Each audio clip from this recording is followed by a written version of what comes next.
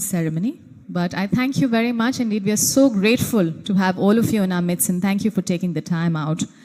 Ports, ladies and gentlemen, are not just points of departure and arrival. They are sacred junctions between land, sea, and civilization itself. And today, as we gather here under the Bimstec banner, we reaffirm our shared commitment to sustainable maritime development, economic integration, and regional resilience. So like I said earlier, we will begin with this beautiful voyage with the inaugural ceremony, post which we have a short break. It might be a stretching break if we are running short on time, but we will try to be on time. And thereafter, we have introductory statements from the 7 Bimstec nations. Once the introductory statements are made, ladies and gentlemen, we have a lunch break and a networking break as well, post which, throughout the day, we have very meaningful and pertinent panel discussions. So I invite you to please be with us and not go away. Remain with us in the room, other than of course, the breaks. And I thank you very much once again for being here with us. My polite reminder for mobile phones still stands, so I request you all to please keep those mobile phones on silent. And may I also urge you to keep the flash on your mobile cameras off so that there is no distraction for the speakers in case you're taking their pictures. And I thank you very much for doing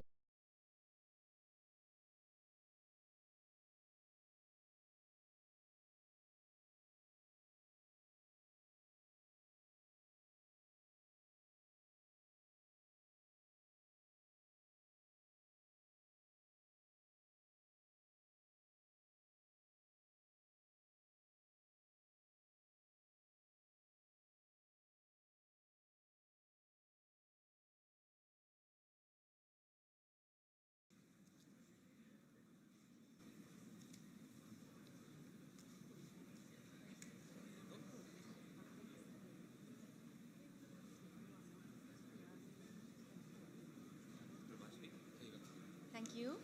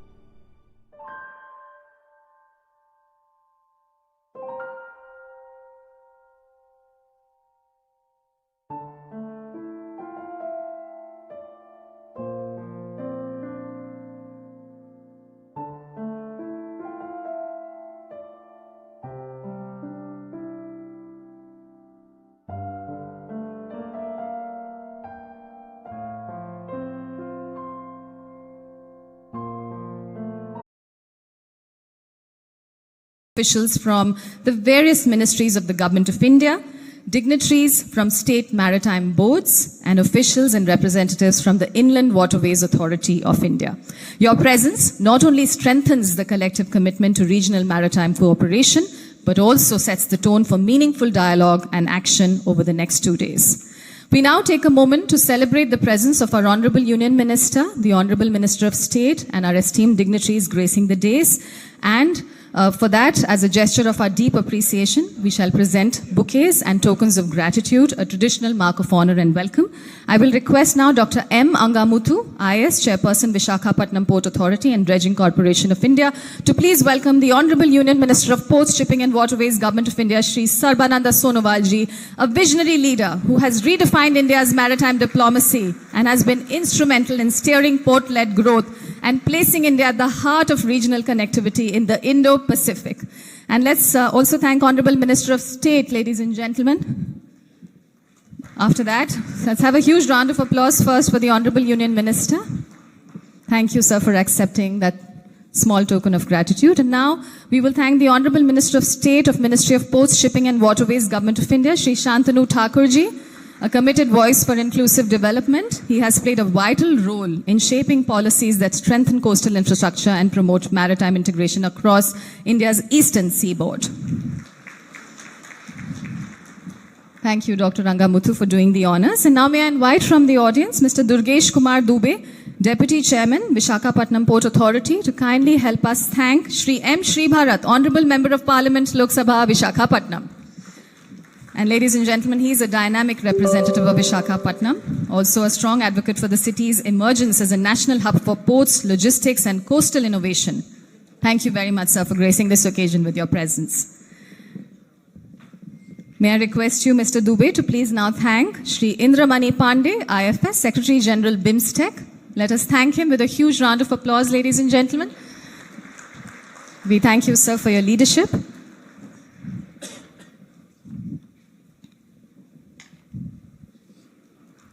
Thank you very much to Shri Indramani Pandey, IFS Secretary General Bimstec. And now we thank Shri T.K. Ramachandran, IS, Secretary, Ministry of Ports, Shipping and Waterways. And ladies and gentlemen, can we adorn that with a huge round of applause, please?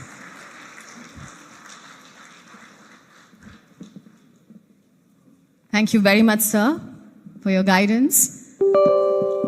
Let's have a huge round of applause. Thank you, ladies and gentlemen. Thank you for the applause.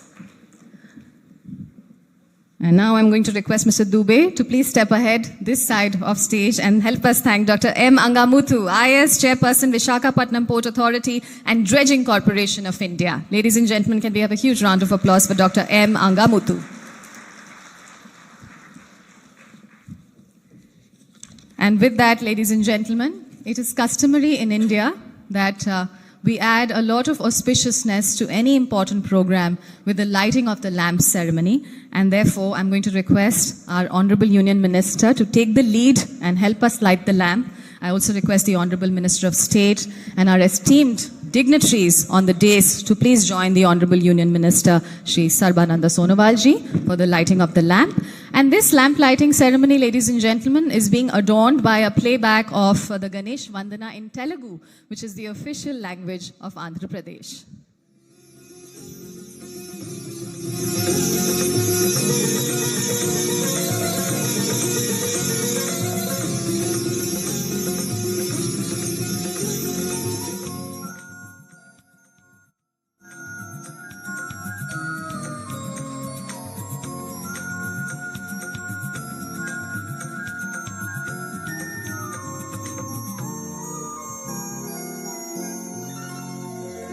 Vinayaka నీ మూర్తికి మా మొదటి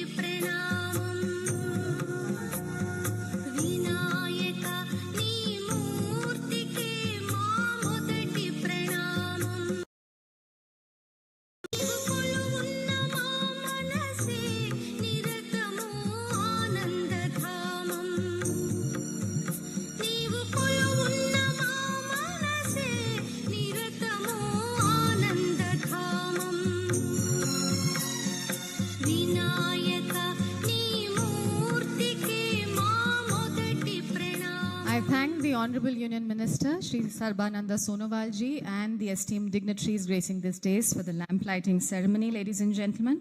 And at a time when global trade routes are shifting and the Indo-Pacific is gaining unprecedented significance, this gathering stands as a testament to our shared resolve to build bridges, boost connectivity, and unlock opportunities across the Bay of Bengal and beyond. And there is a Sanskrit shlok, Aparam Bhavasagaram Vajrama, which translates to, let us cross the boundless oceans of existence. With this spirit of unity, purpose, and progress, we embark on this two-day journey, a journey where ideas will flow as freely as the tides, where challenges will meet collective wisdom, and where every session will steer us closer to seamless regional integration through ports, shipping, and sustainable maritime growth. So we begin this voyage of dialogue and collaboration, and it is my privilege to invite to the podium Dr. M. Angamuthu, IS, Chairman, Visakhapatnam Port Authority and Dredging Corporation of India, to deliver the welcome of address and also to deliver the opening remarks. Thank you. Good morning to all. Welcome to India. Welcome to Visakhapatnam, the eternal city of the India, as well as the jewel in the east coast of the country. So I hope you all are comfortable. All the dignitaries from all our neighboring friends, they are all comfortable. I hope things are taken care nicely.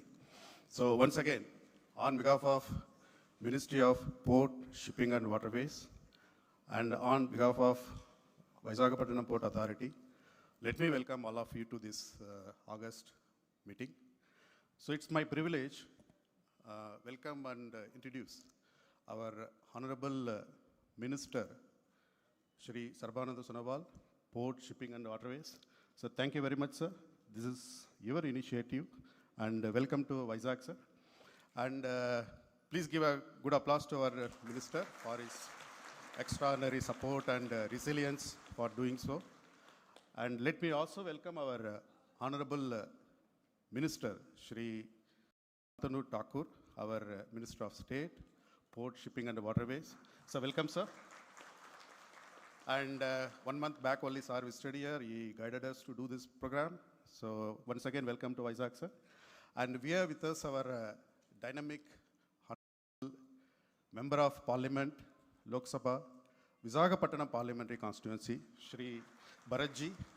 And you all know how dynamic and active he is. Sir, your presence is really enhancing this venture. Thank you very much for your presence. And we have with us our Secretary General, Bimstec, from Dhaka, Shri Indramani Pandeji, a senior IAS officer of 1990 batch. Sir has come all the way from Dhaka with his team. So thank you very much for your presence. It's our pleasure to host you here, sir. And as the person is not new to us, he is a part and parcel of Vizag Marine Ecosystem, India's Marine Ecosystem, that is none other than our respected Secretary of Ministry of Port, Shipping and Waterways, Shri T.K. Ramchandranji. And sir's dynamic presence and valuable contribution to this sector is immense. Sir, on behalf of all of us, we'll welcome you to this place. Thank you very much for your presence, sir. And let me also welcome all the dignitaries from various our neighboring countries. So there is a saying by our Honorable Prime Minister, neighborhood first. Wherever you go, whenever you address, he says that our neighbors are the valuable partners in the progress. You are all acting as enablers for the collective development and other things. And overall, we are taking care of this entire region together. So on behalf of Government of India and on behalf of Ministry and on behalf of Visakhapatnam Port Authority, I'd like to welcome dignitaries from all countries, starting from Bhutan, Bangladesh, Nepal, Myanmar, Thailand, Sri Lanka, and all are here. And welcome to Vizag.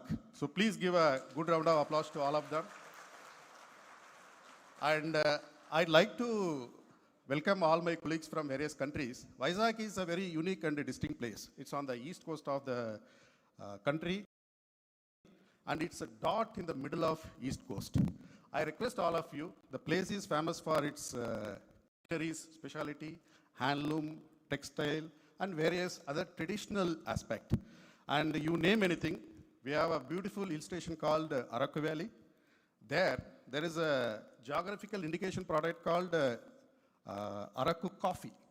That Araku coffee, probably one of the best coffee in the world, and it is Arabica-based coffee, the purest form of coffee you can say. So I request all of you to please visit Araku and have a feel of it. And it's being grown by ethnic communities. By default, it is organic.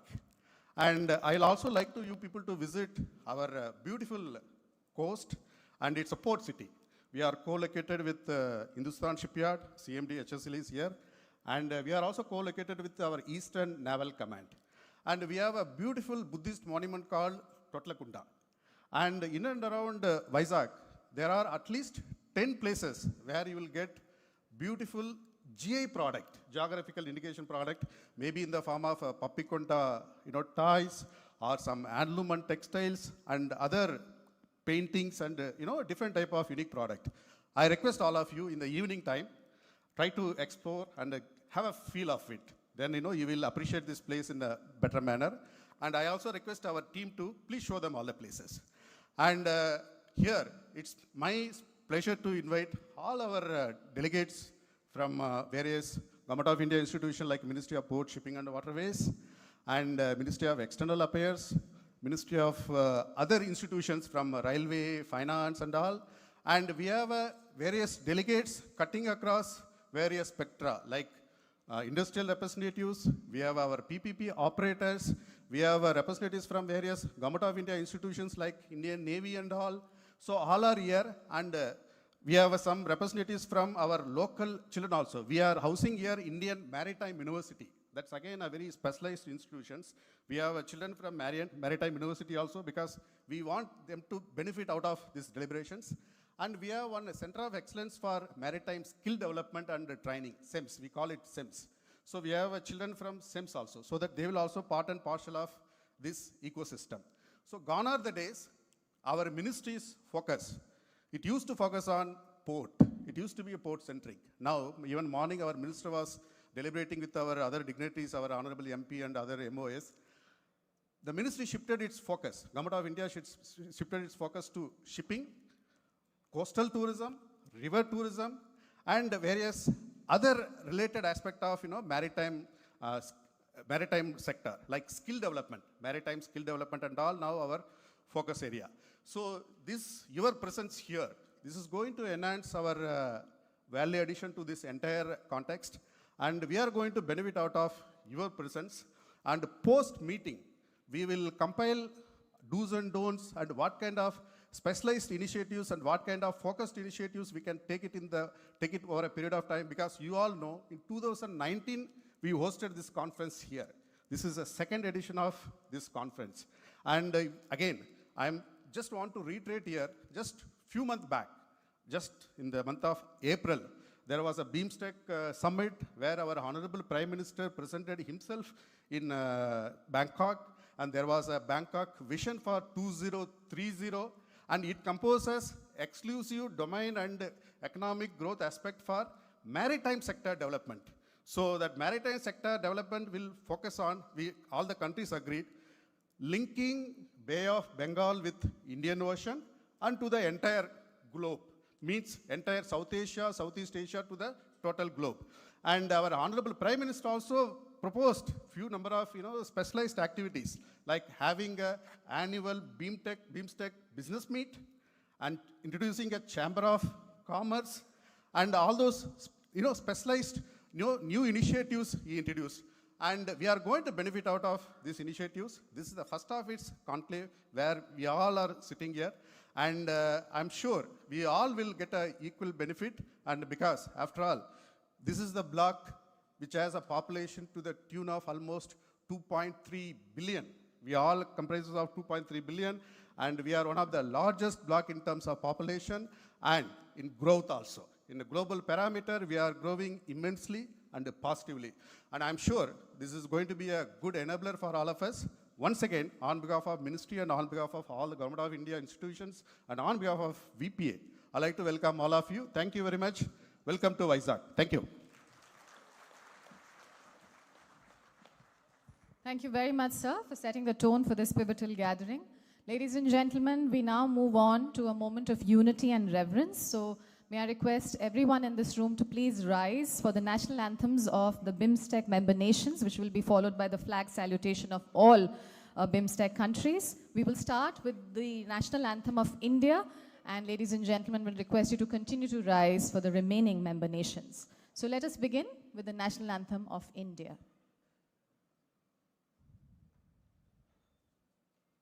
जनगण मन अधिनायक जय हे भारत भाग्य विधाता पंजाब सिंध गुजरात मराठा द्राविड़ उत्कल बंगा विंध्य हिमाचल यमुना गंगा उच्चल जलधि तरंगा तव शुभ नामे जागे तव शुभ आशीष मांगे गाहे तव जय गाथा जन गण मंगलदायक जय हे भारत भाग्य विधाता जय हे जय हे जय हे जय जय जय जय हे. Thank you, ladies and gentlemen, in alphabetical order. Now, please continue to rise for Bangladesh.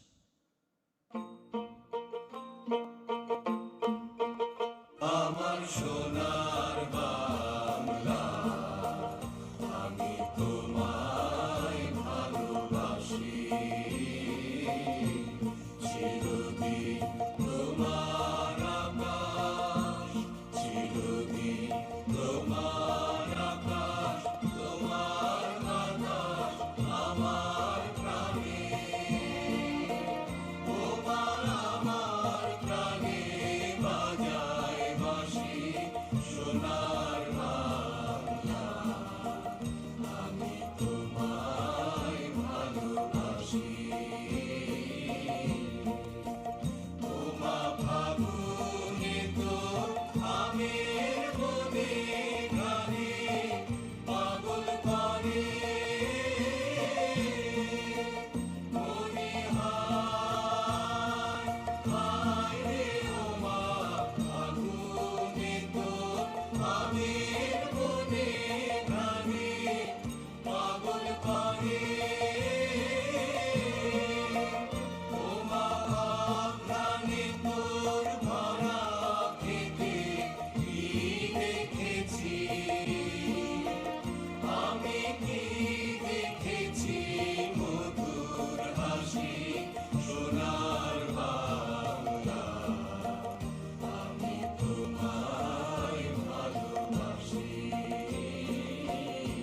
কি শোভা কি ছায়া কি স্নেহ কি মায়া গো কি আঁচল বিছায়েছ বটে মূলে নদীর কূলে কূলে মা তোর মুখের বাণী আমার কানে লাগে সুধার মতো মরি হায় হায় রে মা তোর মুখের বাণী আমার কানে লাগে সুধার মতো মা তোর বদন খানি মলিন হলে আমি নয়ন ওমা আমি নয়ন জলে ভাসি সোনার বাংলা আমি তোমায় ভালোবাসি. Thank you. Now, please remain standing for Bhutan.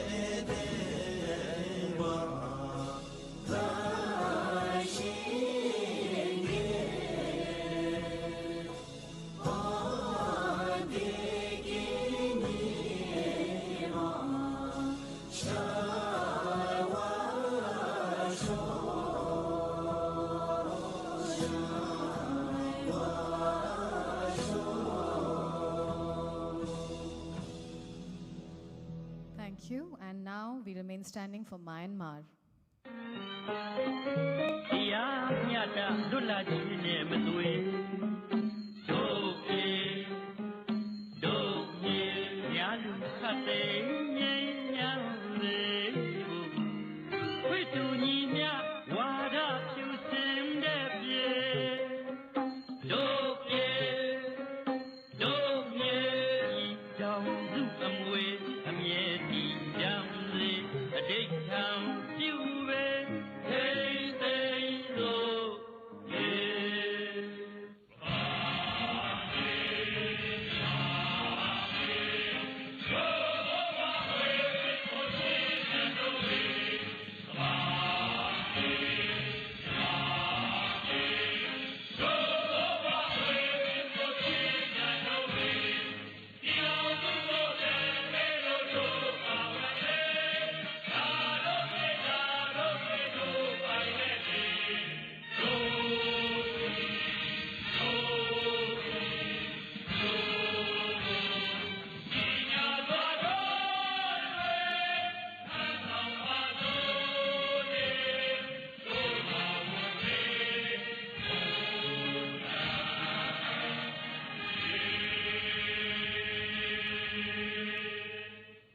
Thank you. And we now continue to rise for Nepal.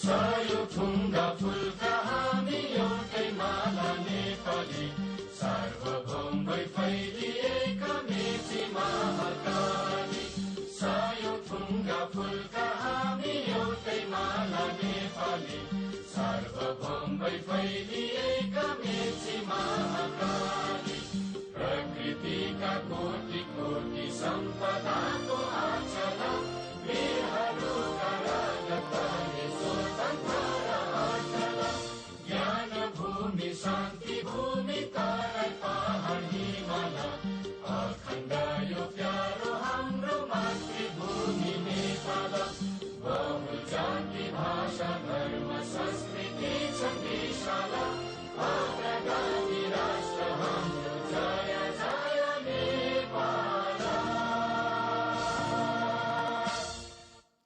And now, ladies and gentlemen, we rise for the national anthem of Sri Lanka.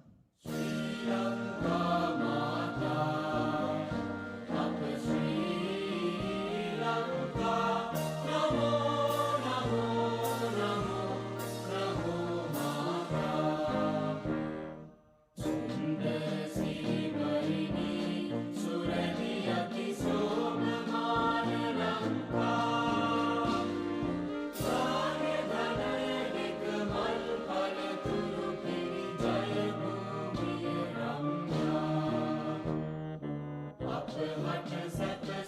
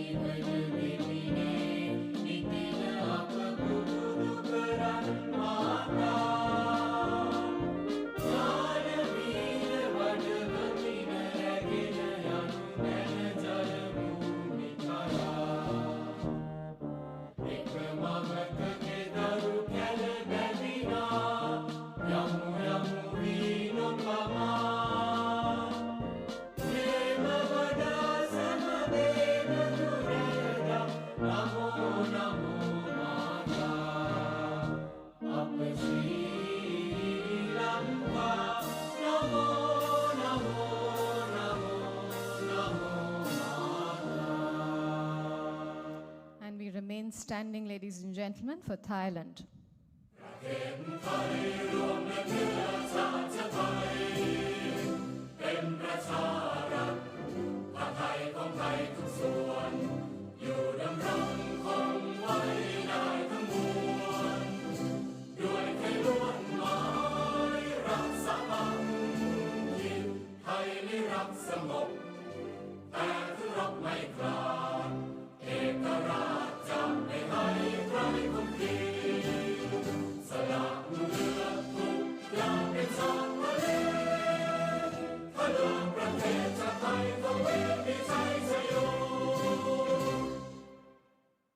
Thank you very much, ladies and gentlemen. Please take seats. And with that, to share the vision that drives this intergovernmental alliance and its maritime aspirations, we now invite the Secretary General of Bimstec for the keynote address. Ladies and gentlemen, please help me welcome Shri Indramani Pandey, IFS, Secretary General, Bimstec. Let's welcome.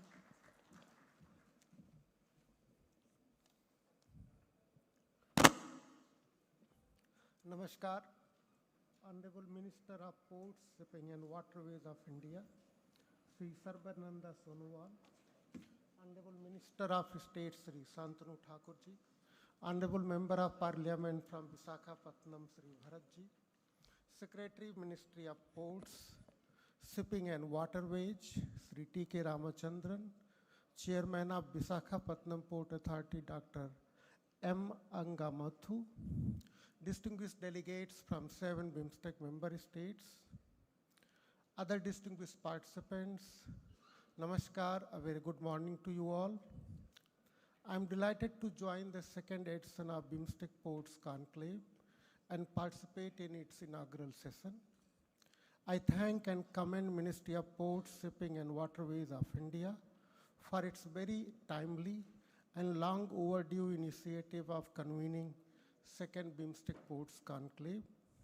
I recall that the inaugural Bimstec Ports Conclave was held here in Visakhapatnam in 2019, 6 years ago. I'm grateful to Honorable Minister for his esteemed presence at the conclave and for the invitation extended to me and my colleague from the Secretariat to join it. The esteemed presence of Honorable Minister reflects the importance that India attaches to enhancing regional cooperation under Bimstec, including through promoting regional connectivity, particularly maritime connectivity in Bay of Bengal. I also thank other Bimstec member states for their participation at the conclave and welcome their delegations to the conclave. It is an honor and privilege for me to share my thoughts with you about regional cooperation under Bimstec across various sectors and the importance of this conclave in promoting maritime connectivity through enhancing cooperation amongst the ports of the member states located around the Bay of Bengal. Excellencies, distinguished delegates, since its establishment in 1997, 28 years ago, Bimstec has gradually evolved into a vibrant platform for forging technical and economic cooperation among its 7 member states. It has well-established core and sectoral mechanisms, including summits, senior officials and ministerial meetings, sectoral senior officials and ministerial meetings, as well as numerous sectoral working groups, experts groups, centers of excellence, and other institutions. Bimstec has its permanent secretariat since 2014 in Dhaka. It has now its own charter and a vision document called Bimstec Bangkok Vision 2030, which was adopted at the 6th summit earlier this April. Bimstec has concluded and is in the process of concluding a number of conventions, agreements, memorandum of understanding, and memorandum of associations. It has set up centers of excellence and has engaged in external partnerships with the relevant UN international and regional organizations, including Asian Development Bank, World Bank, UN Office on Drugs and Crime, Indian Ocean Rim Association, etc.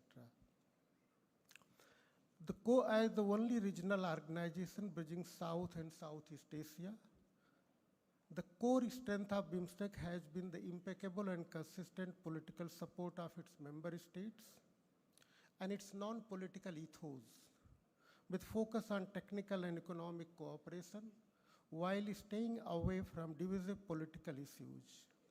With reforms being undertaken, Bimstec is poised to emerge as a dynamic regional organization.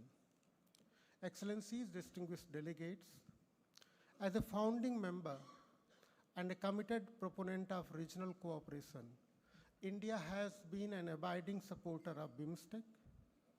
Bimstec represents a confluence of India's neighborhood first policy, its Act East policy, its Indo-Pacific paradigm, and Mahasagar strategy, enunciated by Honorable Prime Minister of India.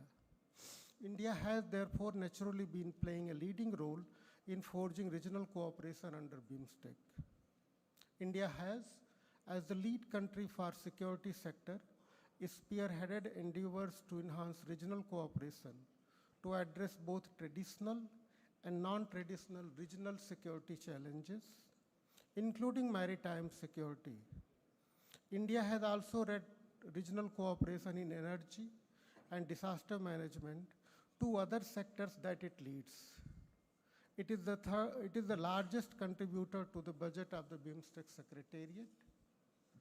It hosts two Bimstec centers, Bimstec Center for Weather and Climate in Noida and Bimstec Center for Energy in Bengaluru.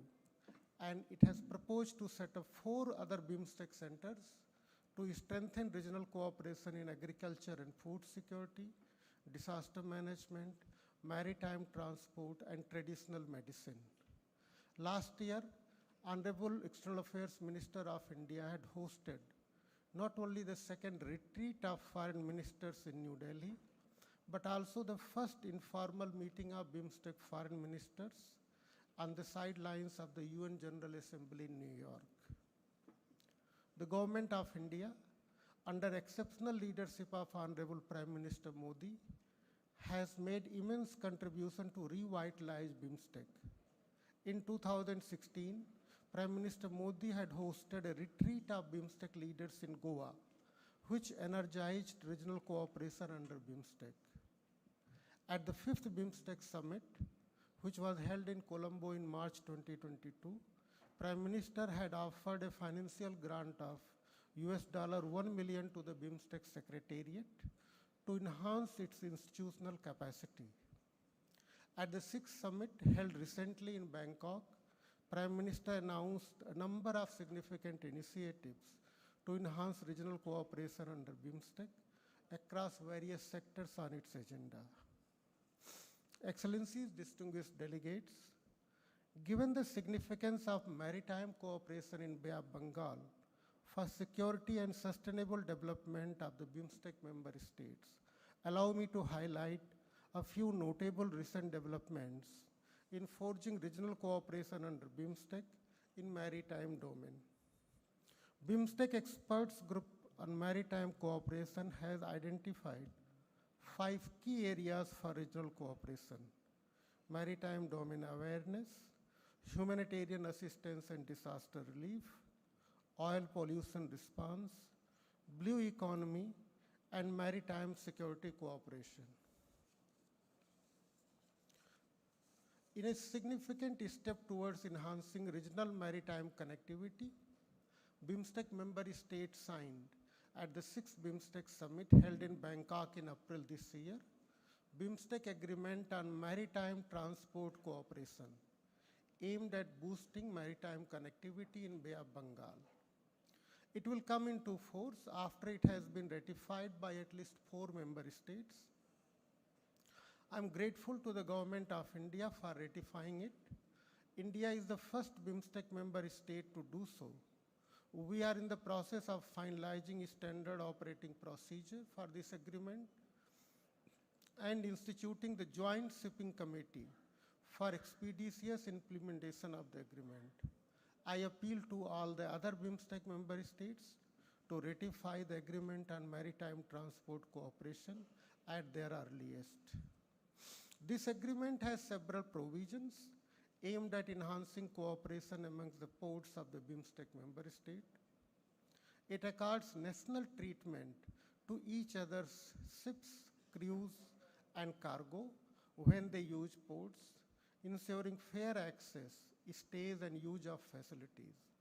Member states will also work to make maritime transport faster by reducing delays and simplifying administrative, customs, immigration, and health procedure at the ports.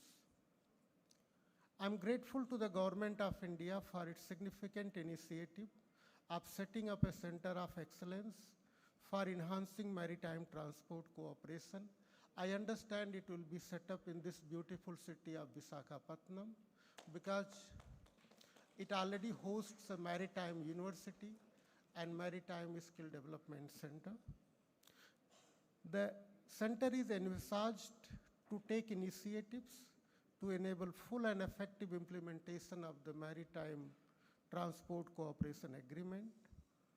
I'm confident that the deliberations during this conclave will help in identifying concrete initiatives aimed at implementing the agreement on maritime transport cooperation and delineating the role of Bimstec Center of Excellence in strengthening port-to-port cooperation. Further, in domain of maritime cooperation, Bimstec has finalized guidelines for humanitarian assistance and disaster relief at sea. Moreover, the Bimstec member states are engaged in deliberations to develop guiding principles for maritime law enforcement agencies and a joint response plan for marine oil spills. We have also made progress in deliberations aimed at developing a Bimstec White Shipping Agreement, which will greatly enhance maritime domain awareness in Bay of Bengal through information sharing among our member states. With a view to further strengthening regional cooperation in maritime domain, Bimstec has forged partnerships with the United Nations Office on Drugs and Crime and Indian Ocean Rim Association. We have also made progress in forging cooperation in other sectors with maritime dimension, such as blue economy and disaster management. The Bimstec Master Plan for Transport Connectivity prioritizes development of deep water ports, improved container handling, enhanced coastal and short sea shipping, and expanded inland waterways to ensure better access for landlocked states. These efforts aim to build an integrated, efficient, and resilient maritime transport network across the Bay of Bengal. I'm glad that India and other Bimstec member states are committed to implement fully the Master Plan for Transport Connectivity. Excellencies, distinguished delegates, the importance of cooperation amongst the ports of the member states of Bimstec cannot be overstated. Without cooperation amongst the ports, the goal of strengthening connectivity cannot be realized. The Secretariat is looking forward to focused, meaningful, result-oriented deliberations at this conclave, which I believe will contribute in building a seamless, efficient, and sustainable maritime network across the Bay of Bengal. By enhancing maritime cooperation, including cooperation among the ports of the member states, we can unlock unprecedented opportunities for enhancing intra-Bimstec trade, intra-Bimstec travel, tourism, and other people-to-people exchanges. I therefore wish the conclave every success in realizing its goals. I request Bimstec delegates to identify concrete steps to enhance maritime connectivity and security in Bay of Bengal. I again thank Ministry of Ports, Shipping and Waterways of India for hosting the second Bimstec Ports Conclave and for inviting me and the Bimstec Secretariat to participate in it. I'm grateful for the warm hospitality which has been extended by the Government of India to the delegations from the Secretariat as well as the Bimstec member states. The Secretariat remains fully committed to support India and other member states as per its mandate in realizing the goal of a secure, prosperous, and developed Bimstec region.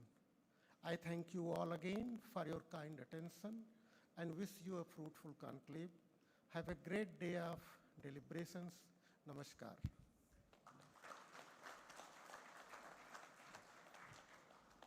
Thank you very much for your inspiring words, sir, and outlining the roadmap for Bimstec. Next, ladies and gentlemen, we are honored to welcome Shri T.K. Ramachandran, IAS, Secretary, Ministry of Ports, Shipping and Waterways, to address this August gathering. Ladies and gentlemen, please welcome Shri T.K. Ramachandran.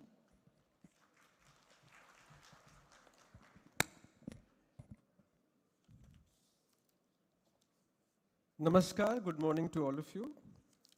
Honorable Minister for Port Shipping and Waterways, Government of India, Shri Sarbananda Sonowal ji. Honorable Minister of State for Port Shipping and Waterways, Shri Shantanu Thakur ji. Honorable Member of Parliament, Vizag, Shri M. Shri Bharat ji. The Secretary General Bimstec, Shri Indramani Pandey. My colleague and Chairman of the Vizag Port, Shri Angamuthu. All the distinguished delegates, excellencies from the Bimstec nations, and colleagues, ladies and gentlemen, a warm welcome to all of you, and greetings on the occasion of the inaugural of the Bimstec Ports Conclave. It is an honor to speak to this distinguished gathering at the second Bimstec Ports and Shipping Conclave. I would like to start by extending a warm welcome to all our friends and colleagues from across the Bay of Bengal region. This conclave is a timely and necessary platform not just for dialogue but also for strategic alignment in shaping the future of our region's maritime connectivity. As you know, we are all connected by shared heritage, languages, and culture. The Bimstec region today represents nearly 22% of the global population, accounting for approximately 1.8 billion people and a combined GDP close to $5 trillion. Despite our proximity, shared heritage and complementarities, intra-regional trade within the Bimstec remains alarmingly low, hovering at just about 7% of total trade. For comparison, intra-regional trade between ASEAN stands at around 25% and within the EU at over 60%. This underperformance is not due to lack of demand or economic activity, but due to procedural bottlenecks, connectivity and infrastructural gaps, fragmented logistic systems, and underutilized maritime linkages. Ports in this context are not just trade enablers, they are critical to the success of regional integration. They serve as gateways for commerce, employment generators, and are also catalysts for inclusive development. A renewed focus on maritime and port cooperation is essential to improving the flow of goods, people, and investments in our region. India's experience in the maritime sector over the past decade demonstrates what is possible with focused infrastructure investment, technology, and reform. Through flagship initiatives like Sagarmala, PM Gati Shakti, and the Maritime Amritkal Vision 47, under the dynamic leadership of our Honorable Prime Minister and the guidance of our Minister, we have developed an integrated logistics and port development framework.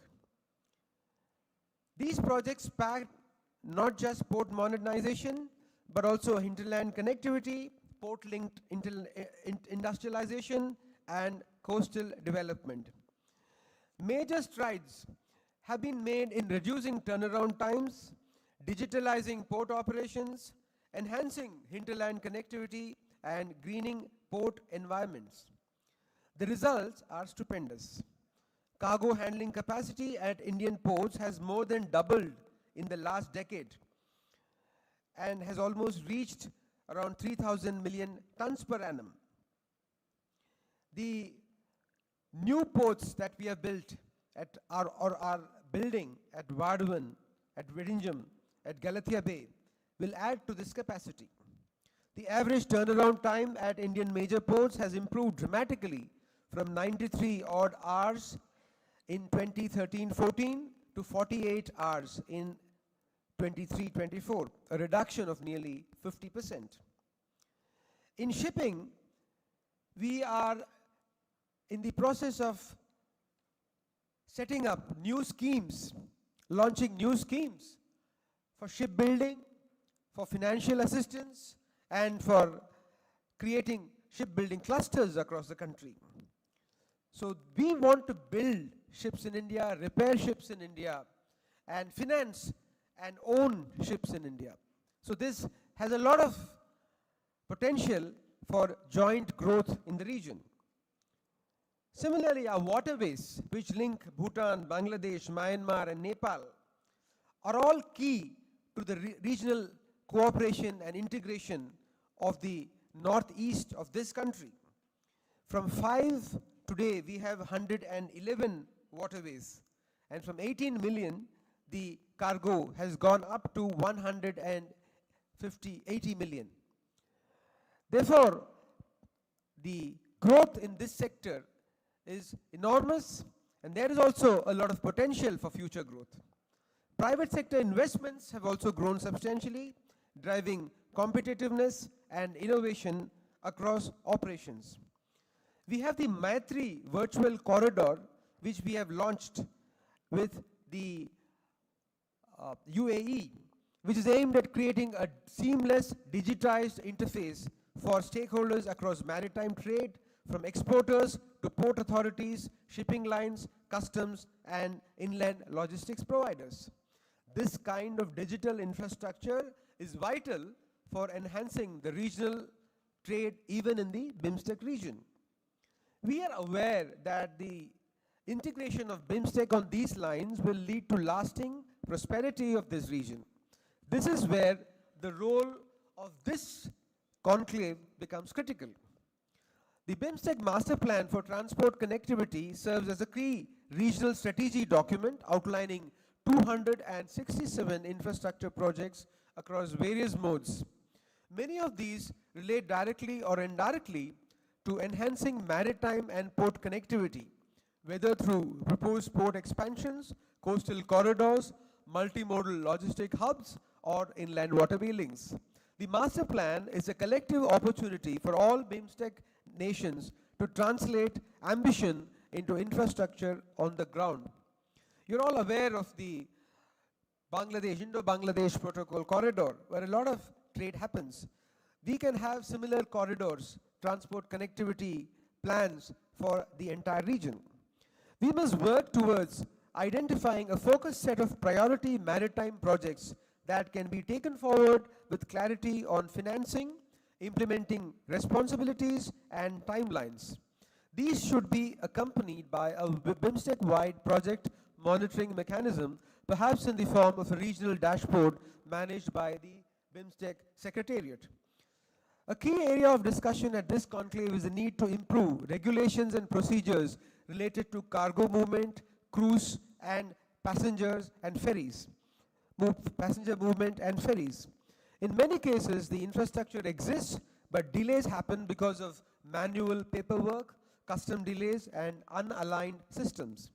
We must also work to align digital port platforms, enable real-time tracking of cargo, and recognize each other's customs and port clearance processes, which will make trade faster, cheaper, and more predictable. Capacity building is another area that requires urgent attention. The Bimstec maritime workforce must be future ready, especially as automation, AI, and green technologies enter mainstream port operations. India proposes to fast-track the creation of the Bimstec Center of Excellence in Sustainable Maritime Transport, envisioned as a training, research, and policy support platform for the region. We've already written to all the countries and we are expecting that the MOUs will quickly be signed. We are also open to co-developing skill certification standards and maritime curricula that can be recognized across member states. India remains fully committed to working with all the Bimstec nations to realize the shared vision of connectivity, competitiveness, and regional integration. This conclave, I hope, will serve as the springboard for renewed bilateral and multilateral efforts in this direction. We are very happy that we are having this second conclave also in Vizag. When we had this conclave last time, it was a grand success, and now with the assistance of the state government under the dynamic leadership of Dr. Chandrababu Naidu, we hope that this conclave will be equally successful and that the deliberations will lead to some great future for all the countries. My congratulations to all the organizers, especially the Vizag Port, for putting up these arrangements, and I urge all delegates to participate wholeheartedly in driving outcomes for future benefits. I'd also like to thank the Secretary General of Bimstec for not only making possible this summit, but also having joined us physically in this conclave, and his presence, I'm sure, will add a lot of weight to the deliberations in this conclave. And finally, I'd like to thank the local MP, Shri Bharat, who also has been a guiding force, and we work under the leadership of our minister, who has been telling us that Bimstec करना चाहिए. Bimstec में काफी potential है, Northeast के लिए काफी potential है, भारत के लिए काफी potential है, and therefore if you all work together, we are really, we are going to be in the path towards prosperity, joint prosperity. Thank you so much. Jai Hind. Thank you very much indeed, sir, for that compelling keynote. And ladies and gentlemen, we are privileged to be hosting this conclave in the vibrant state of Andhra Pradesh, which is home to a rich maritime legacy and future-facing port infrastructure. It is now my honor to invite to this podium Shri M. Shri Bharat, Honorable Member of Parliament, Lok Sabha, Visakhapatnam, to deliver the special address. Let's welcome him, ladies and gentlemen.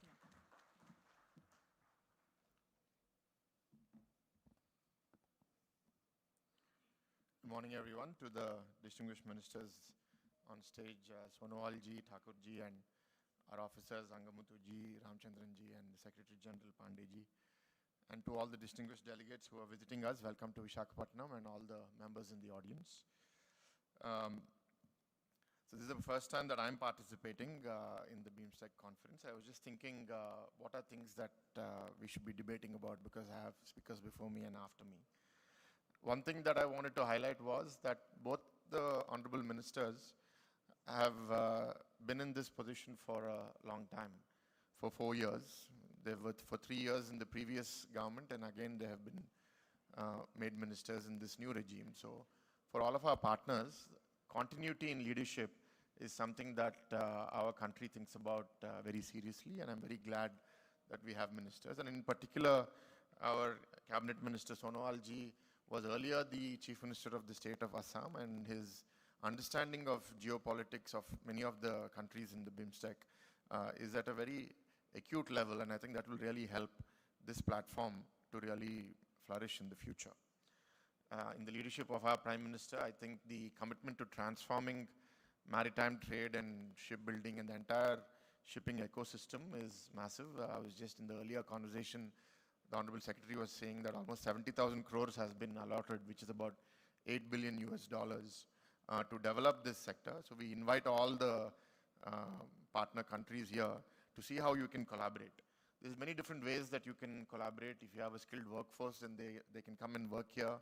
If you have any industry that would like to manufacture, for example, Sri Lanka has Brandix, which is a clothing apparel company, which is now working very close to the port of Visakhapatnam. And more recently, we have had our first passenger cruise takeoff from Visakhapatnam port. Our cruise terminal is ready. And we've been discussing about Visakhapatnam not just being an interim destination, but a source and a final destination where people come not only to get onto the cruise, but to explore tourism. As our port chairman was saying, there's a lot of untapped potential here. There are Buddhist sites, there are natural hill stations in this area, which we are developing more and more as time progresses. And speaking on behalf of the state, as you all know, we are a federal structure. The state of Andhra Pradesh today is in alliance with the national government. And our Chief Minister, Mr. Chandrababu Naidu, is a visionary leader that many of you may have heard about. His goal right now is, in our 1,000-kilometer coastline, every 50 kilometers there should be a port. And every port should have a purpose. Some ports may be very specific to just shipbuilding, ship repair. One port will be only for petroleum and refining products. One port, like Visakhapatnam port, will become more clean over time and do more container-based logistics. So there's a strategy. Right now, 4 ports are under advanced stages of development, and we have another 4 more coming up in the future. And to our neighboring countries, I think we should rely on us. For those of you who don't have access directly to the sea, I think the Honorable Minister is very keen to providing access through our land. And for those who have direct access, how do we collaborate more deeply, because we're so close to each other. The logistical cost is so less. So trading with each other, if that goes up, it makes our economies that much more stronger. So we look forward to that happening. I think the leaders on the stage will take this forward. And as a local representative of the Parliament, we welcome you all, the delegates in particular. We hope that you find that this conference is a valuable use of your time. But also beyond this conference, please do immerse yourself in the local culture. We'd love your feedback as you leave, because you all bring different experiences. I've been to 3 of the 6 countries that are there in this partnership, and I look forward to visiting the 3 more in the not so distant future. With these few words, I wish this conference all the best, and I look forward to hearing from the speakers after me. Thank you.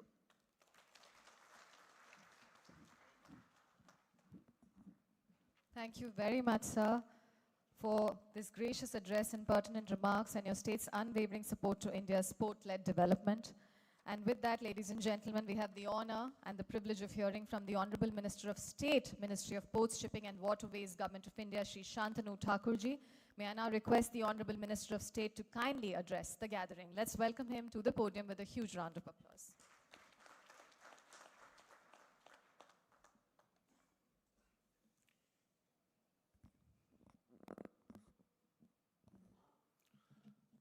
Namaskar. Today is the great occasion, I think. From the 7 countries, the delegates participated from their own country. And in this auspicious occasion, today on the dais with us, Honorable Sri Sarbananda Sonowalji, the Ministry of Port, Shipping and Waterways, respected Sri M. Sri Bharatji, Honorable MP, Lok Sabha, respected Sri Indramani Pandeji, Secretary General Bimstec, respected Sri T.K. Ramchandranji, Secretary Ministry of Port, Shipping and Waterways, respected Sri Dr. M. Angamurthaji, Chairman Visakhapatnam Port Authority, distinguished guests, ministers, representatives from Bimstec, members from many states, media friends, ladies and gentlemen, and from me, a warm welcome to all of you.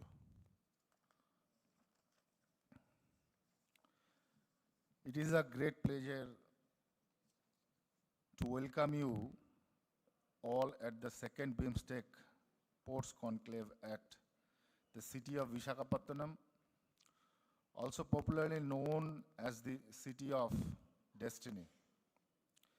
Bimstec was set up to foster economic and social development among members countries. As you are aware that the region has abundant natural and human resource, rich historical linkage and shared culture heritage, and some of the unique advantage.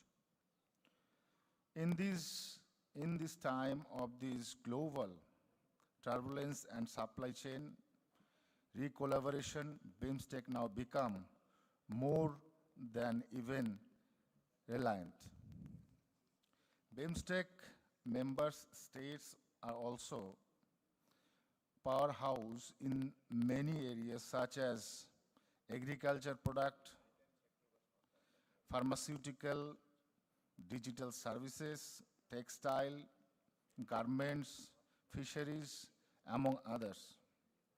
This extend then call the great regional cooperation of revealing our true collective potential this dynamically changing world.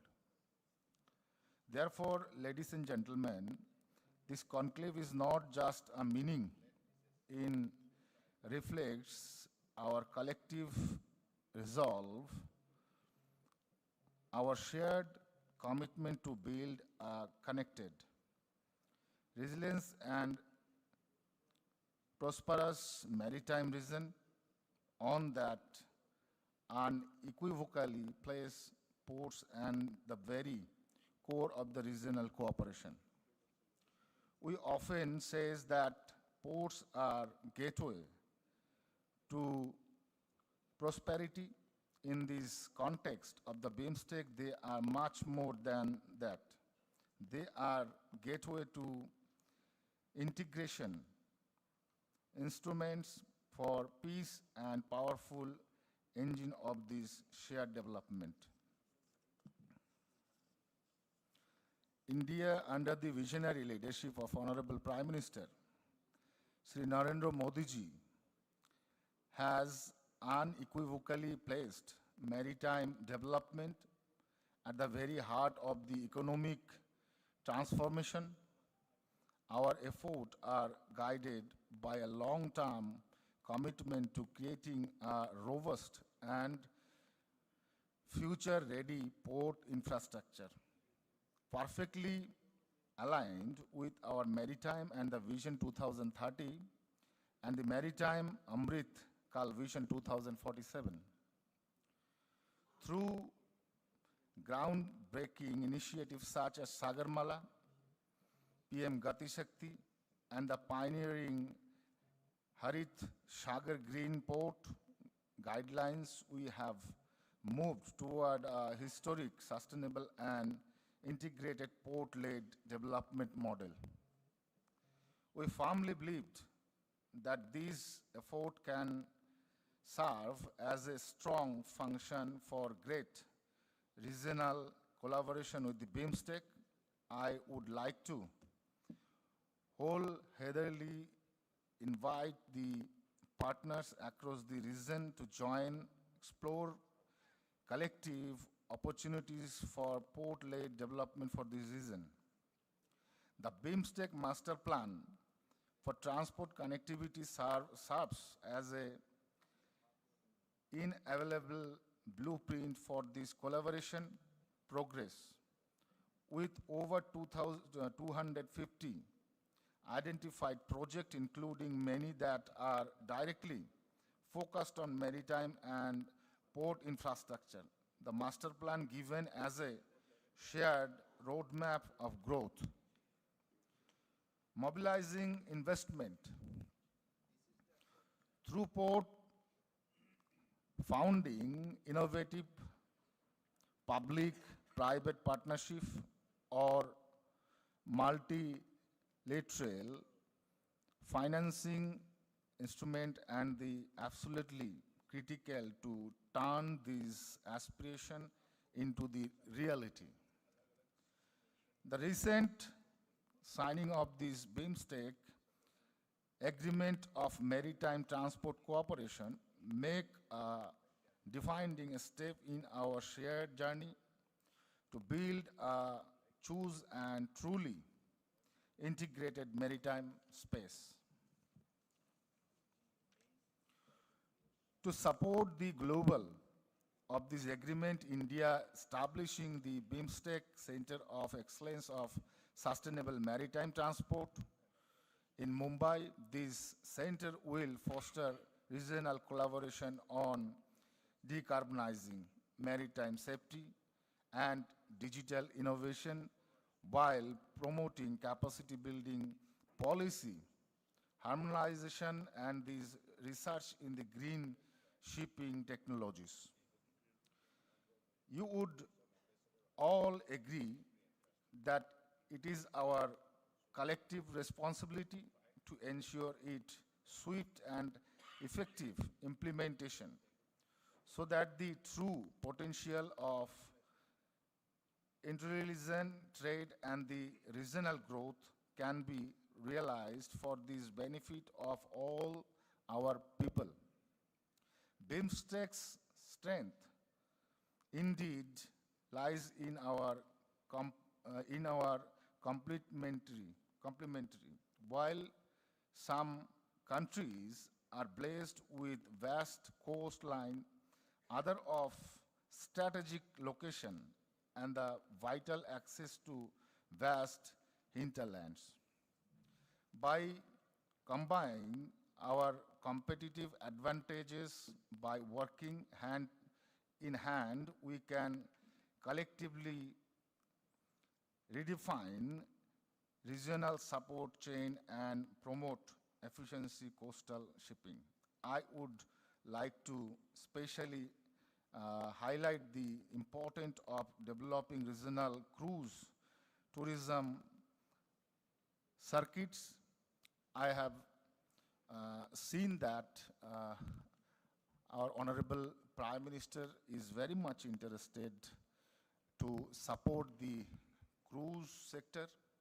Also, the Chief Minister of Andhra Pradesh, Chandrababu Naidu ji, also very much agree, because 2-3 times we already visited with the program, and I think this federal structure will make the India's strength very much in near future. Also, our Honorable Prime Minister is very much interested in shipbuilding. India can be a huge hub of shipbuilding sector because our geographically we are very much forwarded. That is why India is interested to create a shipbuilding in near future. So today I am very happy because you delegates are present here, and your presence makes this hall is very highlighted, I think, and your cooperation, your speech, your deliberation will give us the more senses. With that words, I want to conclude my speech. Thank you very much. Jai Hind. Thank you very much, Honorable Minister, for highlighting that in the Bimstec context, ports are not just points of transit, but instruments of unity, where culture meets commerce and connectivity powers collective growth. Your pertinent address truly reaffirms our collective resolve in a rapidly transforming world. And ladies and gentlemen, now to deliver the inaugural keynote address that will truly anchor the objectives of this conclave, we are so honored and deeply privileged, ladies and gentlemen, to invite the Honorable Minister of Ports, the Honorable Union Minister of Ports, Shipping and Waterways, Government of India, Shri Sarbananda Sonowal ji, to address this distinguished gathering. Let's welcome him to the podium with a resounding round of applause.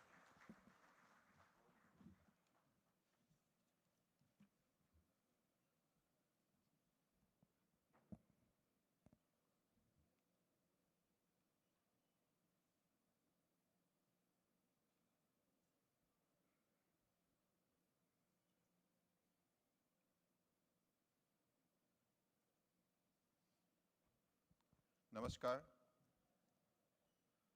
Today, we all feel very much close to each other because neighborhood first. This is a very touching line which draws the attention of everybody and bringing closer to each other. That is friendship. And this occasion means a lot.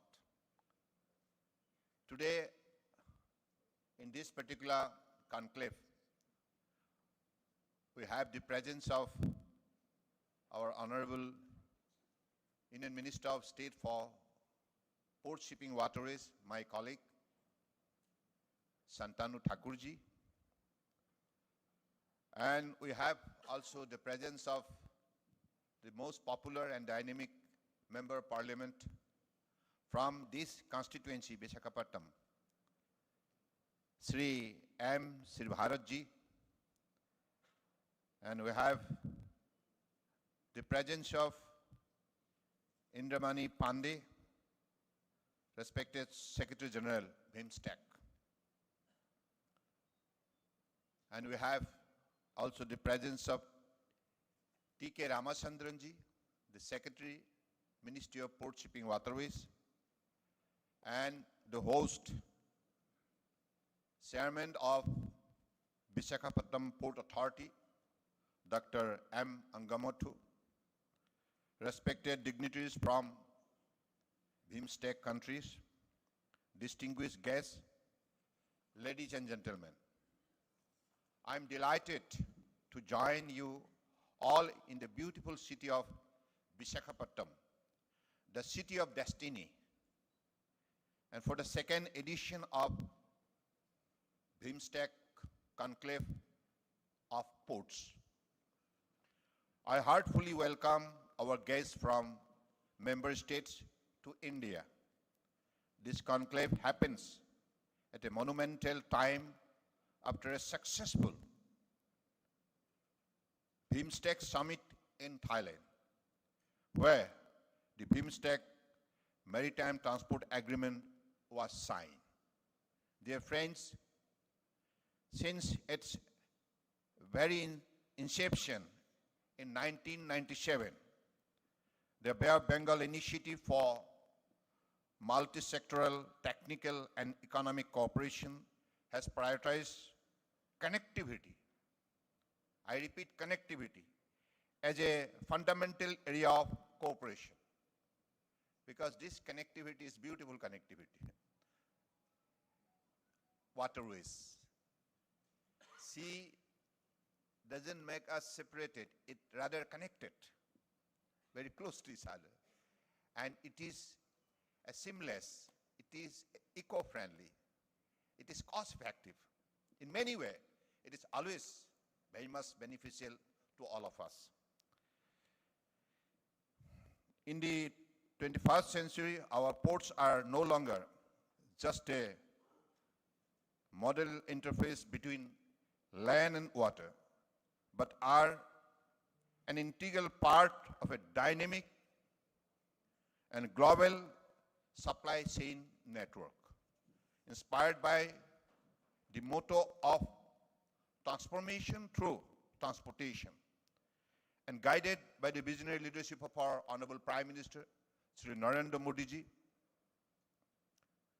India has made remarkable strides in enhancing the capacity and efficiency of the ports, reflecting our commitment to realizing the Maritime Amritkal Vision 2047.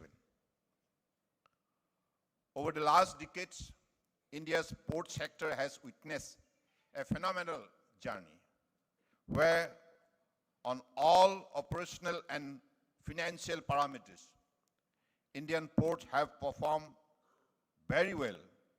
I'm happy to share that 2 Indian ports have ranked among the global top 30 as per the World Bank Container Port Performance Index 2023. This achievement showcases the dedication of our nation to becoming a leader in the maritime logistics and trade. With our 3-pronged approach of reform, perform, and transform, let me demonstrate our growth story with a few data points. I'm citing out some number of data so that clarity sustain. Today, our vessel turnaround time has reduced from 4 days to less than 1 day, much better than advanced nations such as Canada, Australia, USA, and Germany. Containerized cargo handled by major ports show a remarkable 70% increase over the decades, growing from 7.9 million TEUs in 2024 to 13.5 million TEUs last year. India today is the 5th largest seafaring nation, contributing to about 15% globally, going from 108,000 seafarers to over 320,000 now, an increase of 200%. Our cargo handling capacity more than double in the last decades from 1,400 million metric ton per annum to 2762, yani 2,762 million metric ton per annum. Our sea cruise tourism grew by about 500% from 84,000 to 5 lakhs.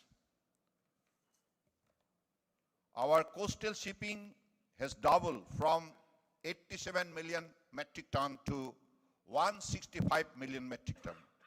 Our inland water transport cargo movement grew by over 700% since 2014, from 18 million metric ton to 140 million metric ton. Our government, keen to enhance efficiency, has actively promoted public-private partnership, increasing investment by 3.5 times and boosting cargo handling by over 60% in major port. The Sagarmala program of the Government of India has spearheaded port-led development, driving robust economic growth and coastal community development, while the introductions of the Harit Sagar Green Port Guidelines is a testament to our emphasis on sustainability and green growth. To further facilitate investment, we have launched the Maritime Development Fund, offering financial assistance to India's maritime sector. The One Nation, One Port process initiative aimed at standardizing and streamlining operation across major ports is crucial in removing inconsistencies to reduce cost and delay. While our journey so far has been exceptional, our path forward is aspirational. In the next 20 years, India's port handling capacity would have grown over 3 times to 10,000 million ton per annum, with 13 deep draft mega ports, 14 port-based green hydrogen hubs, and we would be ranked among the top 5 shipbuilding nation globally. But as they say, a rising tide raises all boats. The India story also benefits the entire Bimstec region. Our philosophy of Vasudeva Kutumbakam is instinctive to our growth. Through Bimstec, we are presented with a unique opportunity to strengthen the collaboration between South Asia and Southeast Asia, two dynamic areas with a collective GDP exceeding $5 trillion and home to around 1.8 billion people. This conclave stands as a testament to our dedication to nurturing cooperation and promoting trade across the member states: Bangladesh, Bhutan, India, Myanmar, Nepal, Sri Lanka, and Thailand. The 8 themes of this conclave will guide us over the next 2 days as we build stronger bond among our nation. Our collective vision is to enhance economic cooperation, strengthened trade, and realized sustainable growth across this influential yet underutilized coastal arc of the Bay of Bengal. One key focus of our discussion will be on private sector investment. This is very important, private sector investment, and the role of public-private partnership in maritime project. Additionally, in the face of evolving geopolitical landscape, Bimstec is strategically positioned to recalibrate global supply chain from a trade value of just over $20 billion in 2014 to more than $44 billion in 2023. The partnership has matured and diversified. The total trade among Bimstec member countries is about 6 to 7% of total global trade by Bimstec countries. This is significantly lower than other regional blocs like ASEAN, which is around 25%. Thus, there exists an untapped potential of trade among Bimstec countries which needs to be explored. Collective action here will allow us to redefine Bimstec role in global trade, ensuring resilient and diversified supply chain. Moreover, achieving connectivity through projects like the Kaladan corridor connecting Northeast India with South Asia and Southeast Asia remains paramount. Through such multimodal corridors, we find new opportunities in trade and connectivity, particularly for India's northern states and landlocked member countries, thereby revitalizing regional interaction and opening doors for economic expansion. Another exciting development is the recently signed Bimstec Agreement on Maritime Transport Cooperation, which allows for treatment to vessel crew and cargo at the port at par with national treatment. This is a very significant development at the Bimstec level, so I believe this will definitely bring close to each other, more in terms of trade and commerce. A key highlight is the mutual recognitions of nationality, tonnage, safety, crew identification, pollution certificate, and other such shipping documents, allowing for reduced regulatory frameworks, ensuring greater ease of doing business within the Bimstec region. Institutional mechanism being created under the agreement would further work to enable further reforms in ports and vessel operation, custom formalities, and related issues.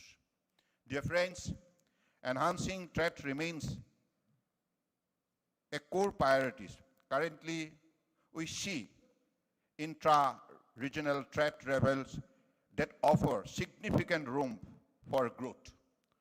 Our discussion will focus on removing regulatory barriers that impedes trade and logistics.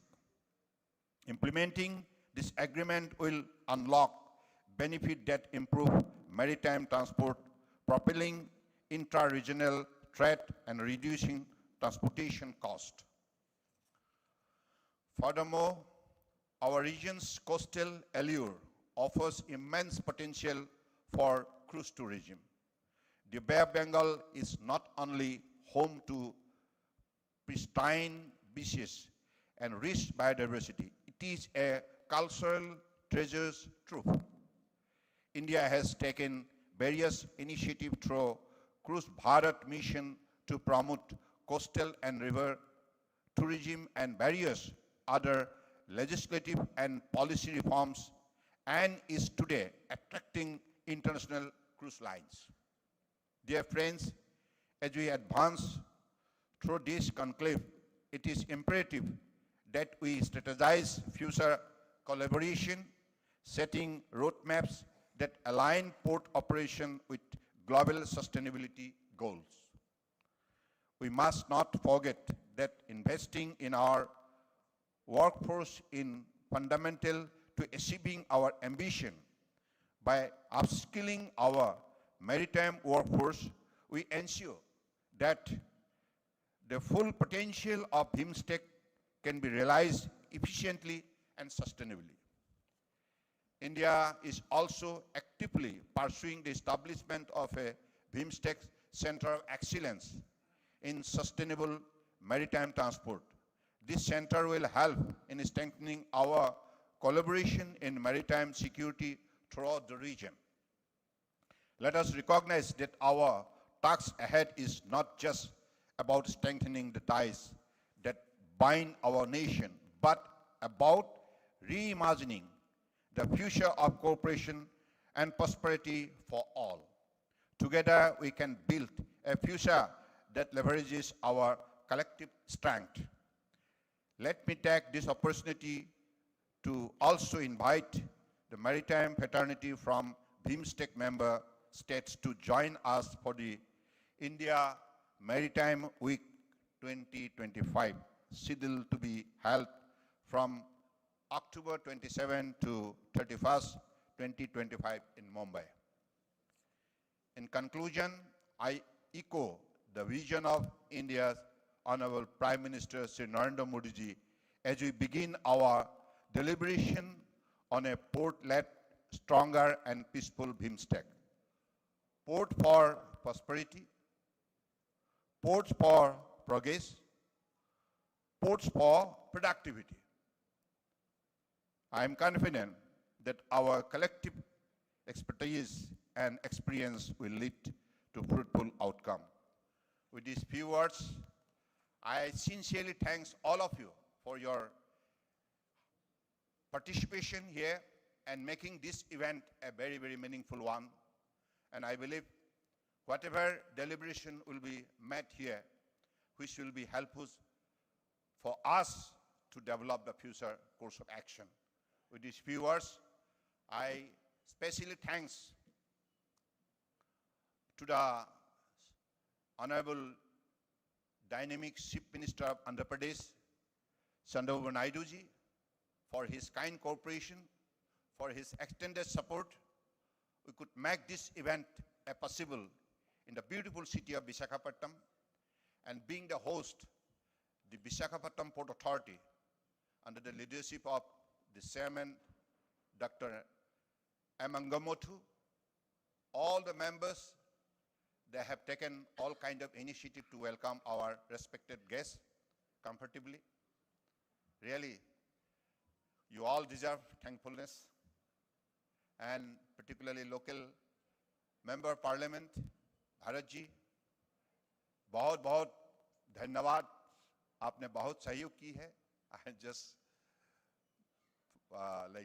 he is a very dynamic, popular MP here, and he has got his good, very, very cordial connection with his people, and that is the greatness of his personality anyway. Today, his presence is also giving us a lot of, encouragement, and especially our guests, Atiti Devo Bhovo. Guest is God. With this, I believe you'll have a very, very comfortable and fruitful stay in the beautiful city of Visakhapatnam. Thank you. Jai Hind.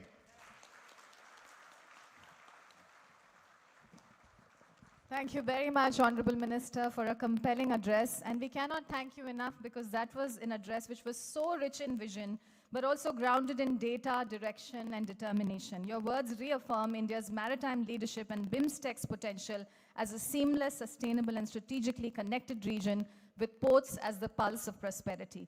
Cooperation amongst Bimstec nations isn't just strategic, it is a shared commitment to progress, peace, and regional prosperity. Thank you once again, Honorable Minister. And on that note, I'd like to invite the excellencies from the Bimstec member nations to kindly join us, adorn this stage for a group photograph with the Honorable Union Minister and the esteemed dignitaries gracing the stage. So may I invite the excellencies to kindly join us on stage for a group photograph now. from the Bimstec member nations. May I invite you, please?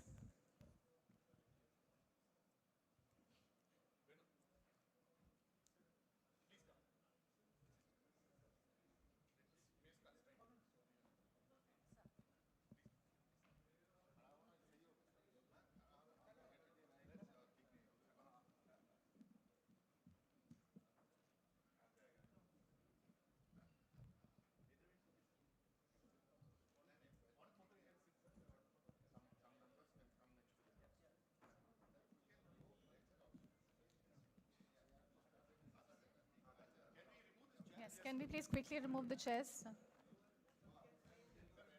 We invite the consul.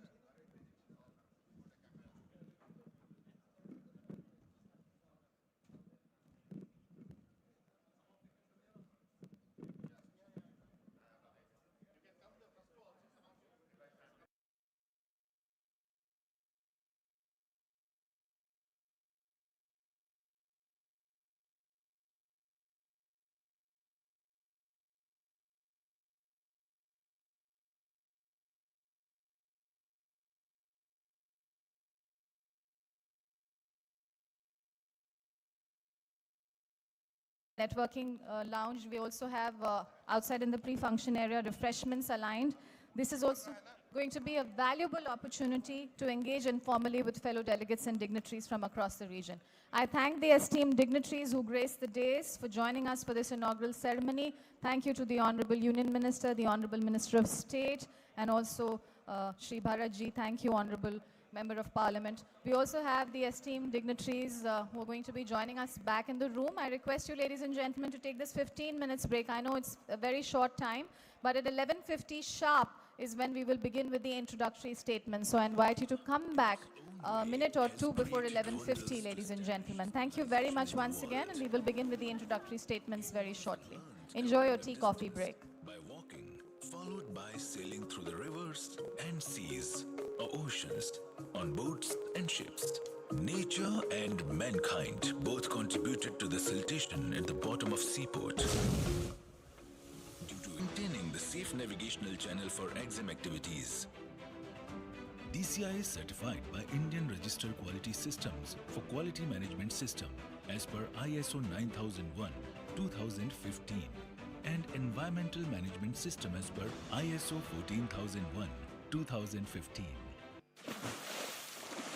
Dredging Corporation of India is a listed company with major stake of 73.47% is held by 4 major Indian ports: Visakhapatnam Port Authority, Paradip Port Authority, Jawaharlal Nehru Port Authority and Deen Dayal Port Authority.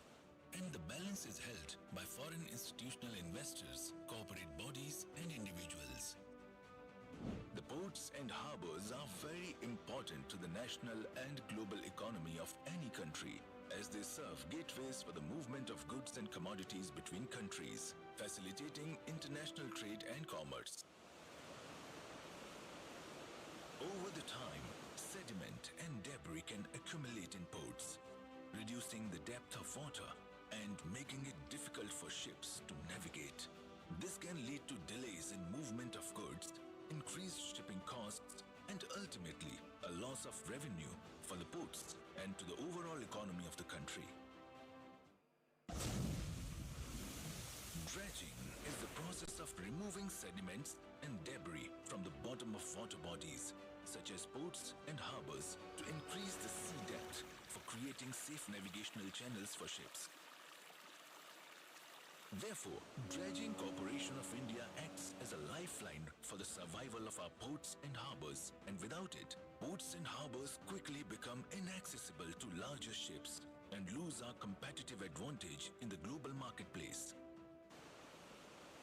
Fleet of Dredging Corporation of India includes mainly state-of-the-art trailing section hopper dredgers, cutter section dredgers, and backhoe dredgers. DCIL is continuously trying to keep itself updated with the changing trends, techniques in dredging process globally. DCI, with its cumulative hopper capacity of 59,000 cubic meters, can dredge 60 million cubic meters against the market of 120 million cubic meters. and occupies a sole market share of 50%. Dredging Corporation of India takes care of various types of dredging like capital dredging, maintenance dredging, beach nourishment, land reclamation, shallow water dredging, project management consultancy, inland waterways dredging, dams and reservoir desiltation, and sand mining. Almost all the maintenance dredging in India's seaports is done by DCI as per statutory regulations. DCI clientele includes all the major Indian ports, shipyards, Indian Navy, fishing harbors of eastern and western coast of India like Visakhapatnam Port Authority, Paradip Port Authority, Jawaharlal Nehru Port Authority, Deen Dayal Port Authority, Kandla, Chennai Port Authority, Shama Prasad Mukherjee Port, Kolkata, New Mangalore Port Authority, Mormugao Port Authority, Goa. Meant to excellence of DCIL. Its employees have been the driving force behind the success and achievement of DCI, where it is today. DCI wants to assure the nation that shipping is not going to be affected by the Indian ports, as its task force of dedicated employees is at work 24/7 at service to keep the navigational channel operational.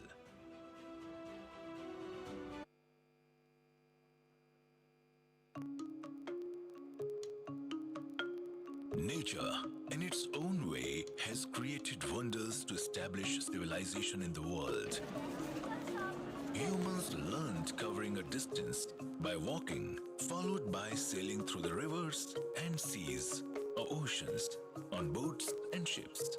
Nature and mankind both contributed to the siltation at the bottom of seaport due to erosion of soil and by shipping respectively, which hindered the navigations of ship to the ports.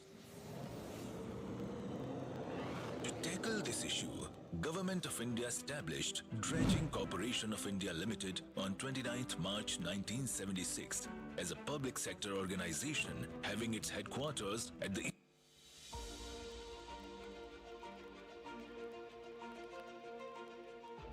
Port of Visakhapatnam, a jewel of the East Coast.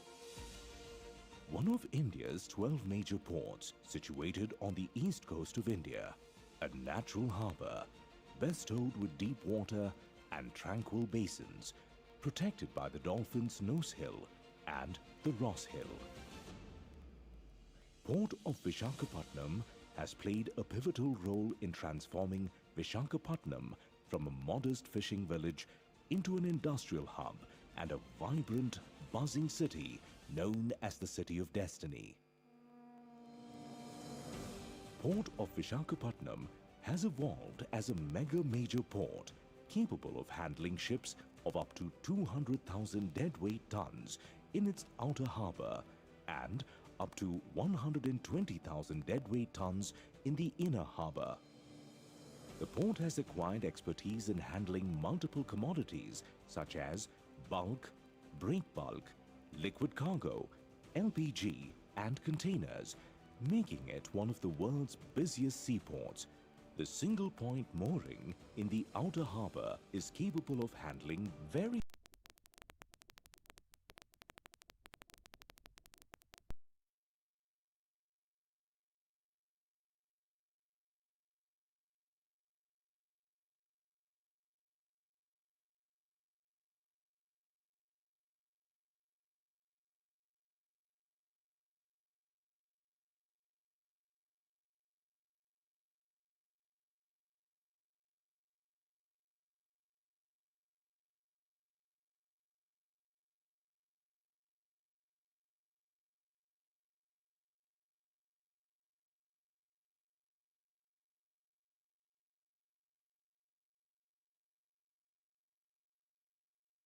holds the 19th rank in the Container Port Performance Index globally. Visakhapatnam Container Terminal, with a quay length of 845 meters and with 16 meters deepest draft, is equipped with state-of-the-art container handling infrastructure. The Visakhapatnam Port Authority has adopted information technology with an ERP system that seamlessly integrates all operations. It is also equipped with RFID-enabled gates, video surveillance with video analytics, vessel traffic management system, and mobile container scanner, further enhancing efficiency, security, and modern cargo handling capabilities. The Visakhapatnam Port Authority is undertaking a modernization and upgrade of its fishing harbour, funded under the central scheme Pradhan Mantri Matsya Sampada Yojana. This initiative aims to drive the blue revolution through the sustainable and responsible development of the fishery sector. We support harmonious coexistence with society by addressing educational, medical, and skill development needs of the underprivileged in collaboration with CEMS and IMU. Under the Harit Sagar initiative, Visakhapatnam Port aims for sustainable economic growth by optimizing procedures, adopting green technologies, reducing waste, treating wastewater with STPs, cutting carbon intensity, and meeting the government's Panchamrit decarbonization targets. The port features covered storage sheds with a capacity of 100,000 square meters that help reduce air pollution. Furthermore, a state-of-the-art truck parking terminal with world-class facilities has been established. Visakhapatnam Port Authority under Maritime Mission and Viksit Bharat 2047, targeting economic growth, technological upgradation, social empowerment, infrastructure development, and sustainability as major tasks. Visakhapatnam Port Authority is adopting the landlord model to encourage private investment in state-of-the-art loading and unloading facilities. Currently, the port has 6 operational PPP projects and 4 under construction, all set to be operational by the end of 2026. Visakhapatnam Port Authority has achieved several prestigious ISO certifications, highlighting its commitment to quality, environmental sustainability, operational health and safety, and maritime security. Port of Visakhapatnam has won many accolades: top slot, good category in logistics performance by Dun & Bradstreet study, instituted by Niti Aayog, second cleanest port for 3 consecutive years from the Ministry of Ports, Shipping and Water.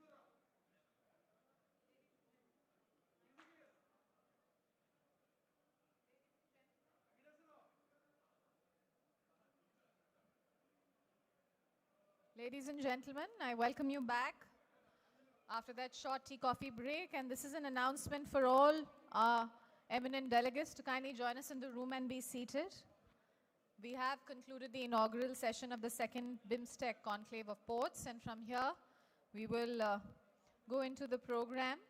We will begin with the introductory statements from the 7 Bimstec nations. India, of course, has made their statement in the inaugural ceremony, so India will not be making their statement. But all the countries are going to be starting in alphabetical order. We'll make an exception for Thailand since they have made a special request, so they will speak. And thereafter we will call Bangladesh, Bhutan, and so on. I'm going to request all the esteemed dignitaries to kindly make their way into the room and be seated, please. I invite you to please take seats now. We will begin with the session very, very shortly. So we urge you and invite you to please now be seated, ladies and gentlemen. It is already 11:59. We were hoping to start at 11:50. May I invite all of you to please now take seats, ladies and gentlemen. And here's a polite reminder once again for all of us to keep our mobile phones on silent. I heard of you ringing during the inaugural session, so may I urge and request all of you to please ensure that mobile phones are on silent. Thank you so much for your kind cooperation. We have our eminent delegates joining us. Excellencies from the 7 member nations of Bimstec are now here. So I invite everyone, the esteemed delegates, esteemed dignitaries, to kindly grace this room. Join us, please. Please take seats, and we will begin as soon as we can. You're warmly invited to join us back for this session. Ladies and gentlemen, may I invite you to please be seated. Now, these are going to be very brief introductory statements from the representatives of the Bimstec nations. These statements will also lay the foundation for our deliberations over the next 2 days and help chart the collective way forward. So I'm going to request you to please join us in the room. Each country will have 10 minutes for their remarks. They are also making a presentation. I invite you to please now be seated. This is going to be a 1-hour-long session. And post that, we have networking over lunch. And right after that, we will begin with our panel session.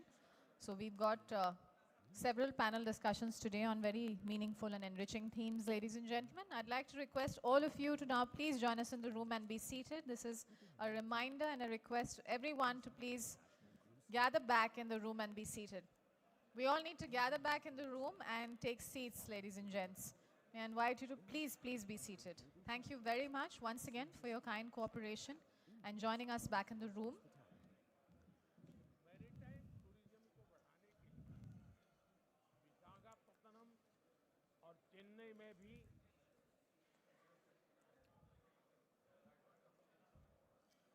So country-wise introductory statements will begin shortly, ladies and gentlemen.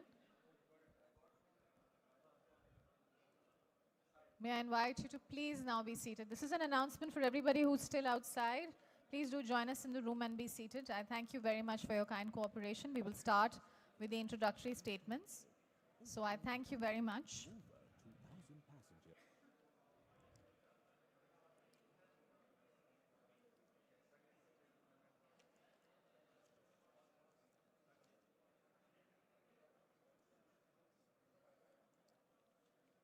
Ladies and gentlemen, we have just a minute or two to reset and regroup now. So may I invite you to please now take seats and then we will begin. May I invite you to please take seats so that we can start with the country statements right away. Thank you so much for your kind cooperation.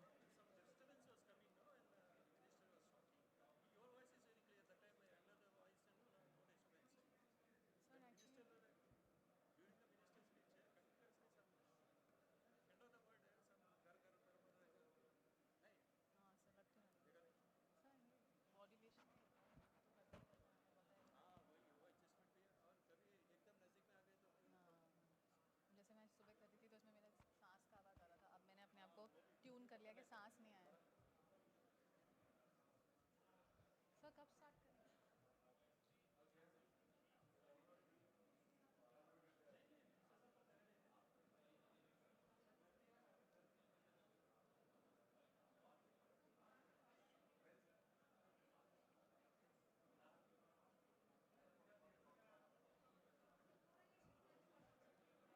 Excellencies, distinguished dignitaries, thank you for joining us back in the room. But we are just waiting for a couple more people so that we don't miss these very imperative, important country statements from the Bimstec nations, which is why we will just wait about a minute or two and then we will get started with the country statements. So I invite you, those of you who can hear me outside in the pre-function area, to please join us back in the room. The tea-coffee break is now over. Please do join us, ladies and gentlemen. I invite you to please join us in the room and be seated. Thank you so much once again.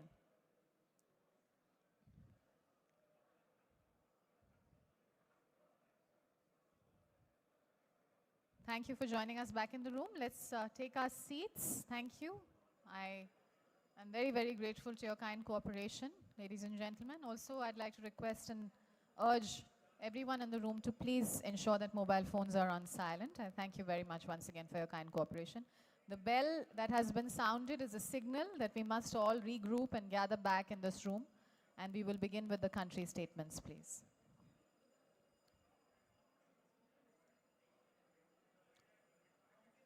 Like I said, Thailand has made a special request and they are ready. They will make they'll make the statement. Ladies and gentlemen, I'd like to request all of you to please be seated. So we will begin with a statement from Thailand and thereafter we will go on to alphabetically country-wise statements. May I invite you to please take seats quickly so that we can regroup and we don't miss the country statements. These are very significant statements, ladies and gentlemen. We don't want to miss them. I invite you to please, please be seated. We just have 1 more minute before we start.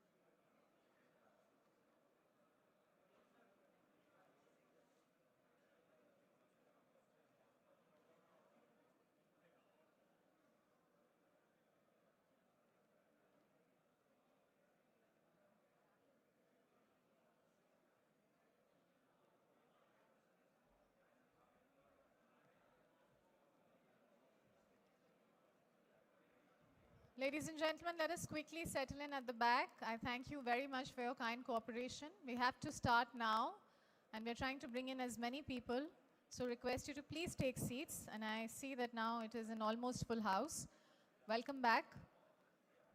Now we move into a session, ladies and gentlemen, that reflects the core spirit of Bimstec, a forum where each member nation's voice, vision, and maritime journey comes to the fore. So over the next hour, we're going to hear brief introductory statements from the representatives of the Bimstec nations. India, of course, has made their statement in the inaugural session, and each country will have 10 minutes for their remarks. We will be inviting the countries to speak in alphabetical order. However, Thailand has made a special request. Therefore, we will now begin with Thailand. And Thailand, a major economy in Southeast Asia, is a driving force behind Bimstec's initiatives. With its strong manufacturing sector, rich culture, and strategic location, Thailand plays a very pivotal role in promoting regional trade, investment, and tourism. And at the back, ladies and gents, may I request you to please settle in or take that conversation outside, please. Ladies and gents at the back, may I request you to either please be seated. Yes, we request you to please, ladies and gentlemen, pay attention. These are very important introductory statements. I thank you very much for your kind cooperation. So, with that said, it is my honor and privilege to invite to the podium the representative from Thailand, Dr. Ruth Banom Yong. Let's welcome him, ladies and gentlemen. From Thailand, Dr. Ruth Banom Yong is going to be making his country's statement, and thereafter we will go on to Bangladesh. Welcome, sir.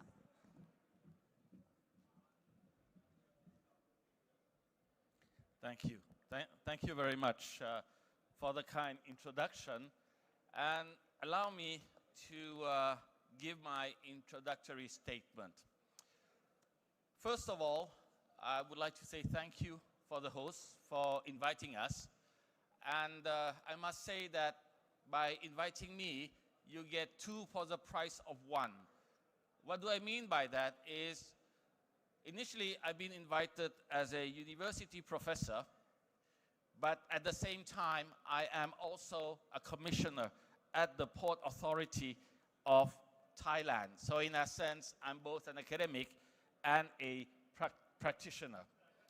So just to give you a bit of a sense, for those of you who are not familiar with Thailand and the port system in Thailand, is that we at the Port Authority of Thailand, we currently manage 5 ports. We have the 2 biggest ports, which are Bangkok Port, located in the heart of the city, and then we have Lam Chabang Port, which is our deep sea port, where last year we were able to handle a traffic of around 9 million TEU. But then we also have what we call regional ports, and in terms of regional ports, we have Chiang Saen Port in the north that is located by the Mekong River. We have also Chiang Khong Port, which is a very small port, but I think from a Bimstec perspective, the main port is really Ranong Port, which is located on the Andaman Sea. So just for your reference, and I think this position very well where Thailand is at the moment related to the Bimstec, is that with the port that we have on the Andaman Sea, we can have connectivity with the various other ports in the Bimstec area. Currently, Ranong Port has regular services with ports in Myanmar. However, we still do not have linkages with Chittagong, with Kolkata, with Chennai, with Visakhapatnam here. This is still something that I think that for now is something that we need to consider and we need to look into with a lot more details. Today we have heard about the ADB Master Plan on Transport Connectivity. It is a very critical document, but from my observation of that document, for those of you who are familiar, if you look at the map, and this is something I still do not understand, is why in the map does it refer to Singapore as a transshipment node, whereas we should be able to connect between ourselves. But I don't understand, and I think this is why this conclave is very important, is for us to make sure that we are able to achieve connectivity between our Bimstec countries directly. So a bit of information about Ranong Port. If you look at the port itself, it is still, I would say, not a very big port because currently the volumes are not sufficient. For a port to grow, there are 2 things. The hinterland needs to be expanded, and then the connectivity with the other main markets needs to be there. And this is something that we need to have a better understanding of what are the commodities, what are the linkages from the various industrial perspective, so that we can connect the value chains that exist between the various Bimstec members countries. So with this, and as an introductory statement, is that if we look at the Bimstec itself, knowledge just highlight that we are struggling because there's a lot of regulation, and that regulation is fragmented. Infrastructure that we have is also quite uneven between the various countries, and the various interoperable systems, well, it's not really there. So we must first admit that there's quite a lot of challenges. However, based on Thailand's own experience with ASEAN, the Association of Southeast Asian Nation. And in fact, one of the discussion is in ASEAN, can we expand ASEAN to link with the Bimstec countries? Why not have India, have Bangladesh, have Sri Lanka, have Bhutan, have Nepal, in the long future, maybe become also members of ASEAN or special partners. This is something that is very important because there is a history behind ASEAN in terms of how countries can work together. We also have the Greater Mekong sub-region that has given us expertise in corridor development.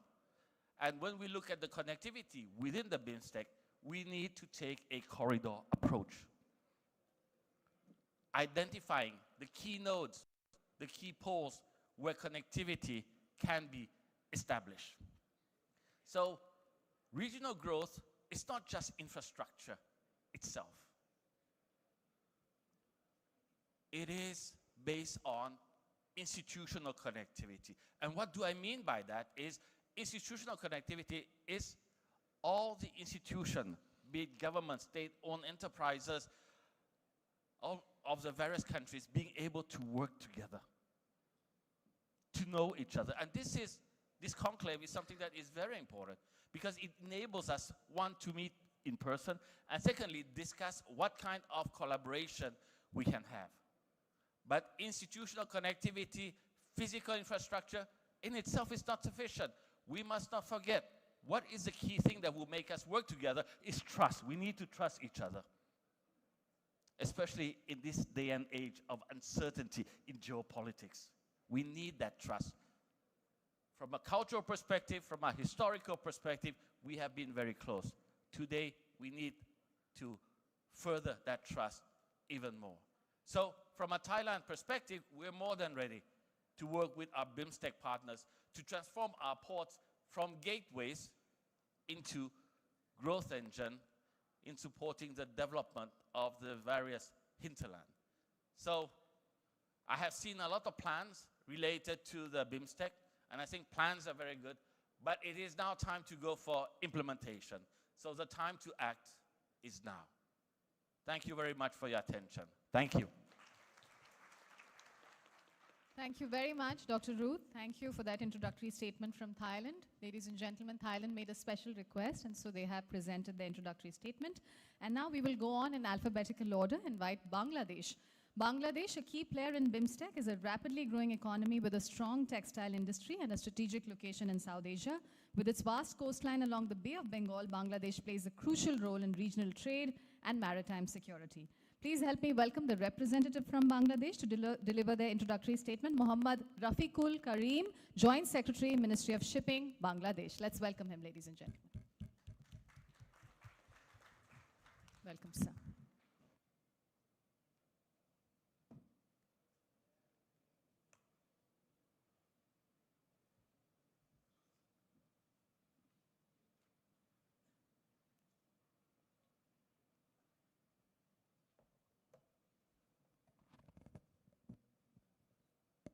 Bismillahirrahmanirrahim.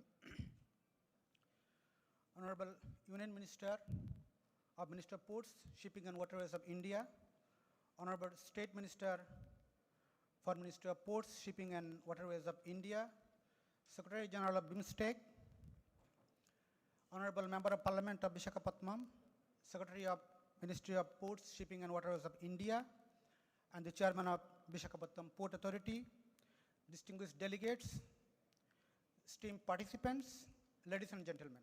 Assalamu alaikum, namaskar and very good morning.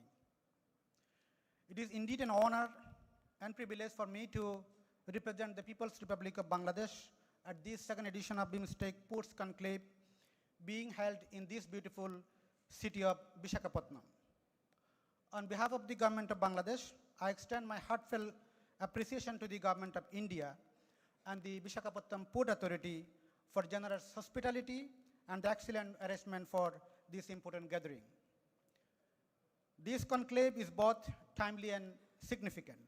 As Bimstec member states, we are bound not only by geography, but also by shared aspirations for regional prosperity, maritime security, and integrated development. The Bay of Bengal is our common asset, and its water must serve as a bridge of cooperation. Bangladesh has always believed in inclusive regionalism. Bimstec is playing a significant role in fostering collaboration among the member states to address their shared security and development challenges. Assuming the chair of Bimstec in its 6th summit held in Bangkok this year, our Honorable Chief Advisor of the Interim Government of Bangladesh, Professor Muhammad Yunus stated, I quote, Bangladesh has long nurtured vision of open regionalism. We envision a region where all countries and communities can engage based on equity, mutual respect, mutuality of interest, and shared benefits, I unquote.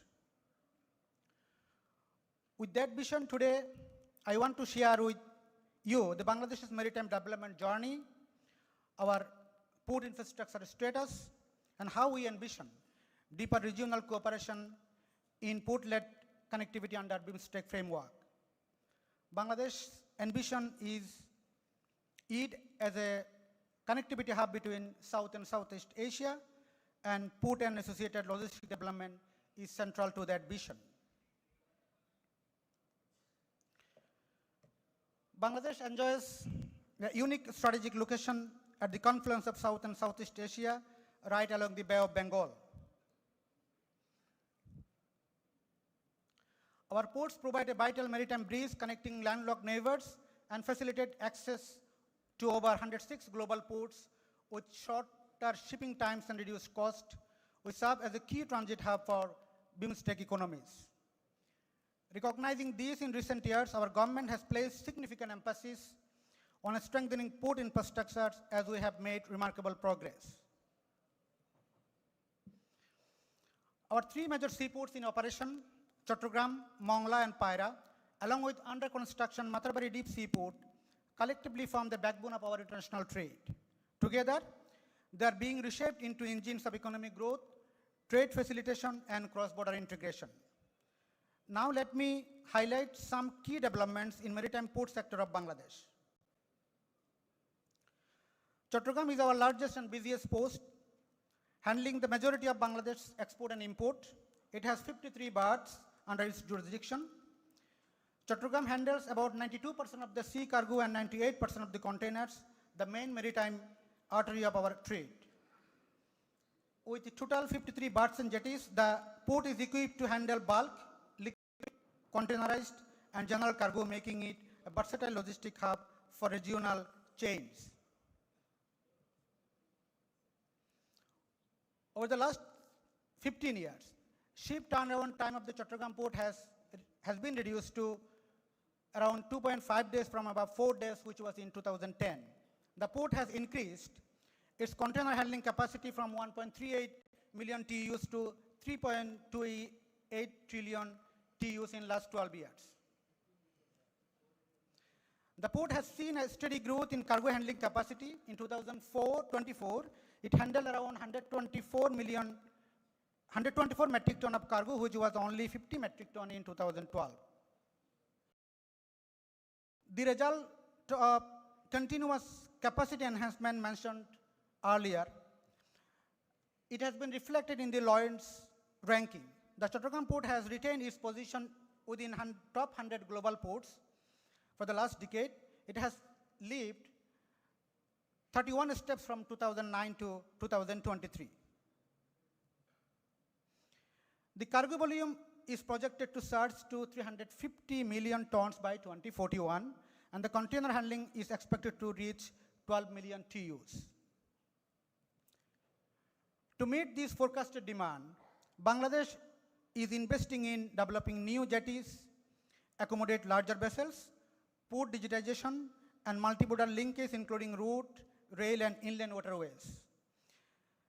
This is a clear signal for Bimstec partners and global investors that Bangladesh is open for a port-led growth partnership. Our Potanga Container Terminal has started its operation in 2024 with a capacity of 500,000 TEUs operated by Red Sea Gateway Terminal of Saudi Arabia. It marks our transition to landlord port model, a global best practice ensuring efficiency and private sector participation. The Bay Terminal project is a massive expansion plan for Chattogram Port funded by the World Bank, and with leading global operators like PSA Singapore, DP World and EDI Ports expressing strong interest for investment, its master plan and DPP has been approved so far. It includes 2 container terminals, a multipurpose terminal and an oil and gas terminal. These will transform Chattogram into a regional hub for container trade. Laldia Container Terminal, designed for 8,000 plus TEU vessels, will significantly reduce our dependency on foreign transshipment hubs. For this expansion project, MOU has been signed with APM Terminals of Denmark. By accommodating deep draft vessels, this project will enhance regional connectivity, create jobs, and open new logistic corridor within the Bimstec countries. Matabari Deep Sea Port, a game changer project, will allow a direct berthing of mother vessels, cutting unloading time from 11 days to just 48 hours. It also includes a single port mooring system and large-scale energy storage infrastructure. This port supports clean energy transition through LNG and reduces carbon footprint, aligning with Bimstec Green's development goals. Chattogram Port is ISPS compliant. Chattogram Port has 24/7 security monitored through 1400 CCTVs, real-time terminal operating system, and vessel traffic management information system. Our second largest port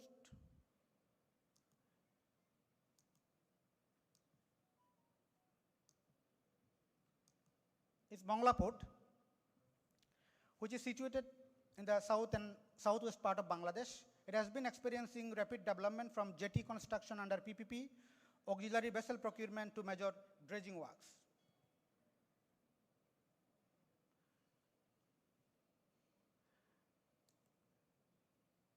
With 1.5 crore metric ton of cargo, 20,000 cars and 100,000 TEUs handled annually, its growth rates are very impressive, 8% in cargo and 16.5% in car imports.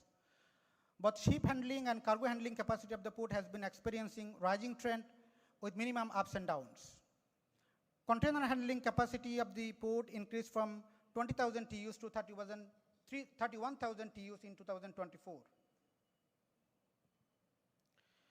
Mongla Port is implementing several development projects including procurement of 6 auxiliary vessels, waste and spilled oil management, dredging in Inner Bar Channel, construction of 2 jetties under PPP, expansion and modernization of Mongla Port facilities, maintenance dredging in Posur Channel.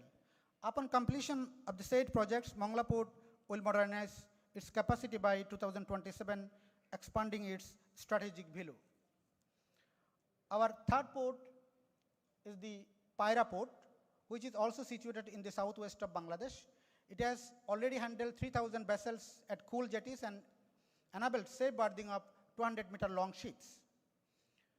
Cargo transportation facilities in all major river roads with least time and cost. Transshipment facilities to neighboring countries by river roads.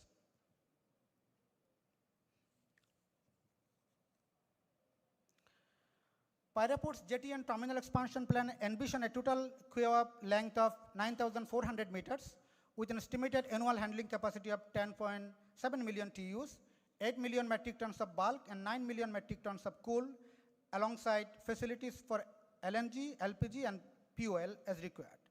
The long-term vision includes a major expansion area beyond 2045. With 6,000 acres of acquired land, it is being envisioned as a future port-centric industrial zone. The outlook is promising with ample space for PPP investment, especially from Bimstec partners. Bangladesh is actively integrating maritime single window and Asikuda for trade facilitation. Bimstec members can benefit from training programs, skilled maritime manpower, and harmonizing standards.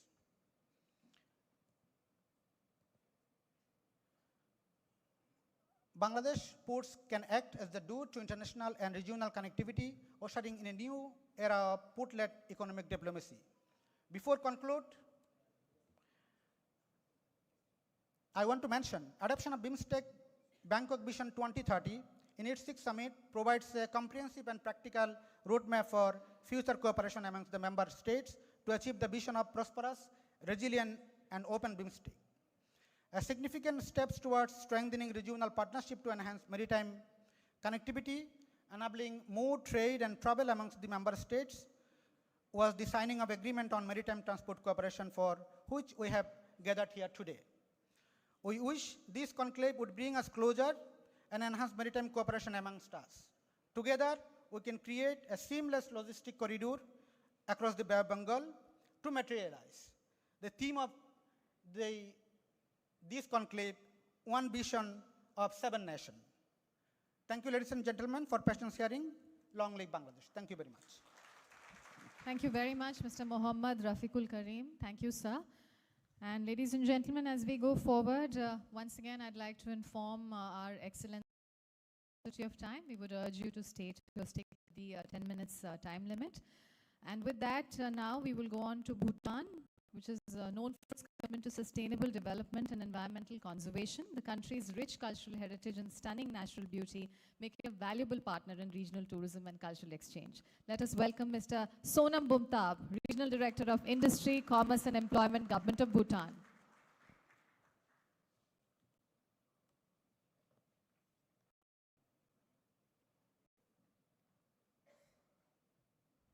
Very good morning.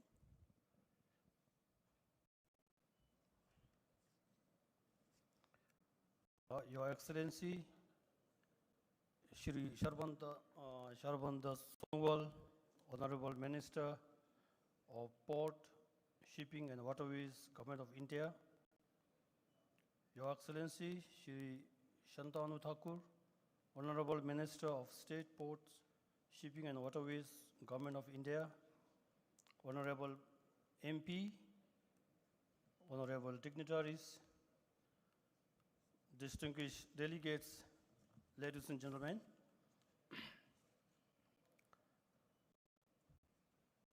With the Bimstec initiative, Bhutan,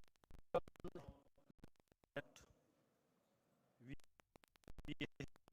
have the narratives as Bhutan is linked road, linked countries, land-linked countries.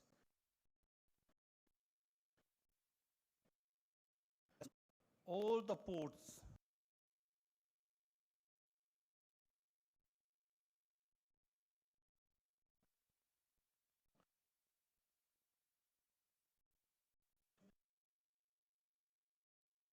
for 14 and 15 July 2025. We extend our sincere gratitude to the organizers for convening this vital event aimed at fostering collaboration and development within the maritime sector for Bay of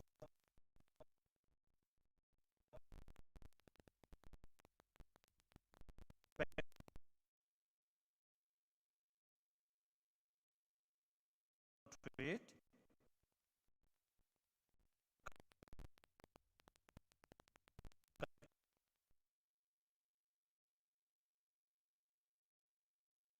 to the efficiency of the maritime network of our coast domestic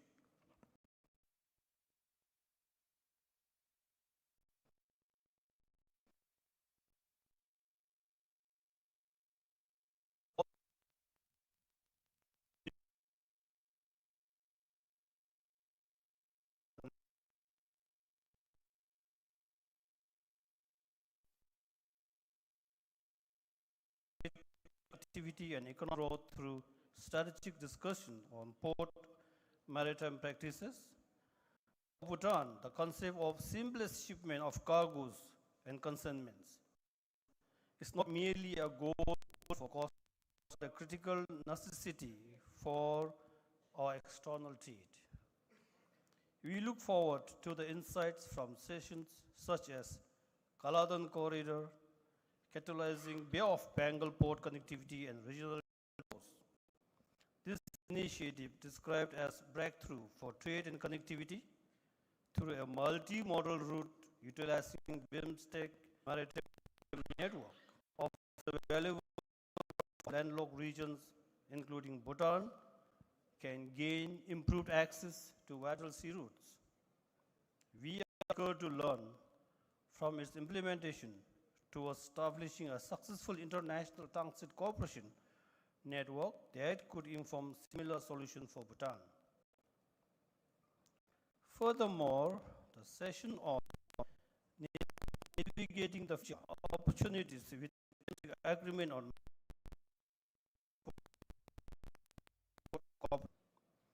as a signatory to this crucial agreement, Bhutan is keen to understand its importance, implications, benefits, and most importantly, implementation strategies to facilitate smoother transit and trade for landlocked members. We also anticipate robust discussions during the sessions, enhancing intra-regional trade, addressing regular barrier and hinder trade growth, and identifying gaps in logistic infrastructure at the region are crucial for all Bimstec nations, especially those like Bhutan that depends on efficient cross-border transit. We hope to contribute to discuss on how private sector investment and public-private partnership can be leveraged, not just for ports, but for the intermodal transport infrastructure connecting landlocked nations to this wide, creating a cohesive environment for leapfrog development. The entire Bhutan is here to engage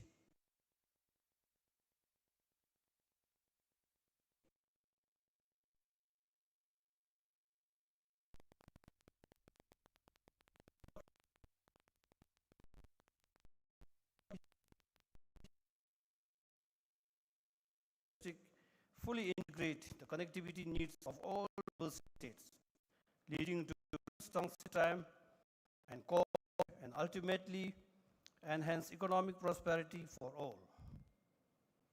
In Bhutan, we do not have think tanks like others do have, but we have a monarch who himself is a great thinker, and we are, though small, right?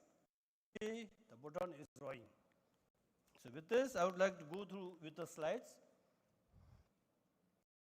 Is it the first slide? No.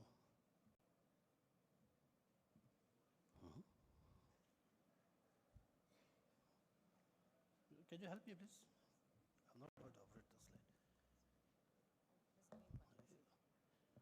Yeah, I pressed it, but it's not going. Please take me to the first slide. Yeah. Yeah, sure, yes, here.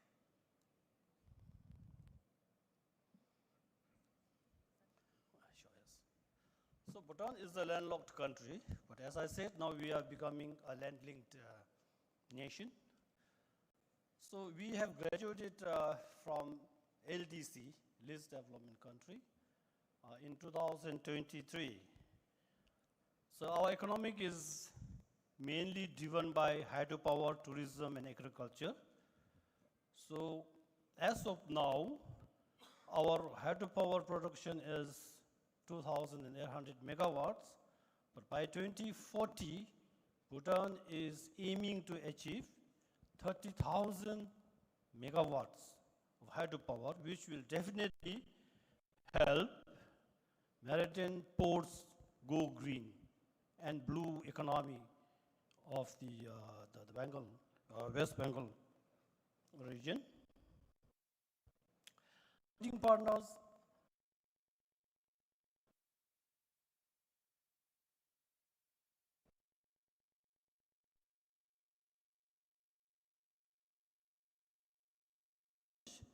GDP growth rate is 5.3 in 2023-24, and GDP growth rate is assumed by the World Bank that Bhutan's GDP will reach 7.2% by 2024-2025.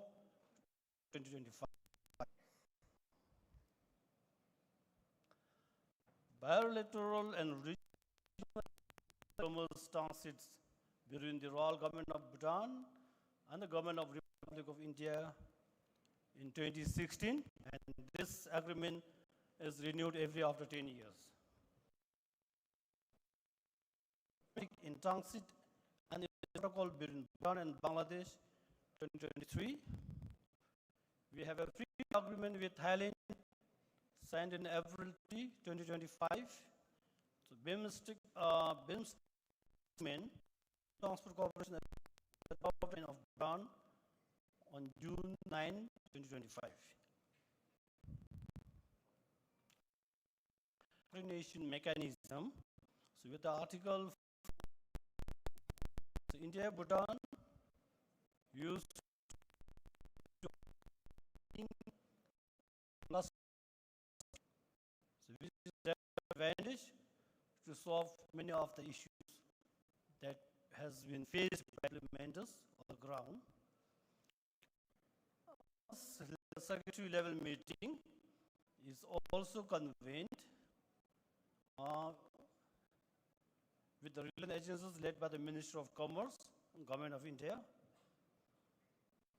CSLM annual meeting between RGOB and Government of Bangladesh is also duplicated from the Indian lateral role and helpful.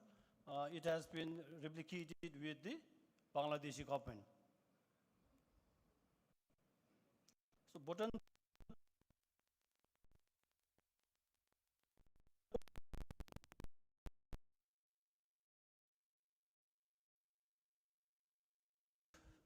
all borders, the southern part of the Bhutan is sharing with the India, so we have to use Indian territories for all this transition.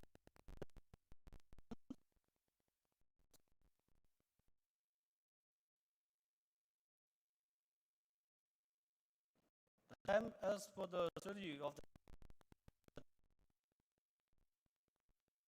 the finding average quarter to fencing is taking 64 hours.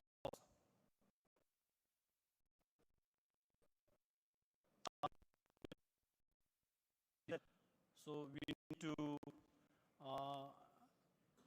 harmonize custom and also the regulations and speed of the process, digitize the processes so that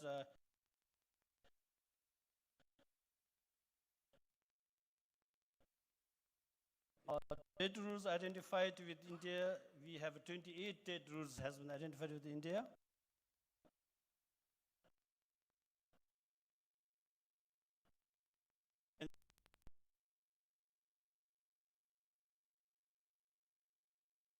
Have a glance on this. The kilometers ranges from 600 to 900. So our ports are extension of the maritime ports. So from that ports, we don't feel that we are away from the coastal areas. We are connected with the coastal areas with our dry ports. So this is just showing our distance from our ports to the maritime Bimstec ports.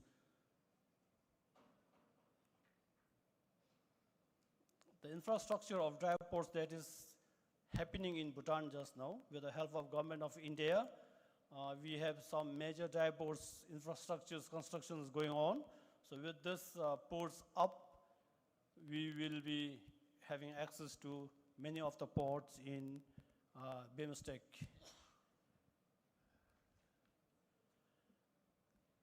Continuation with this, electronic custom management system requires manual submission of documents to our chairperson and Indian authorities. Now Bhutan is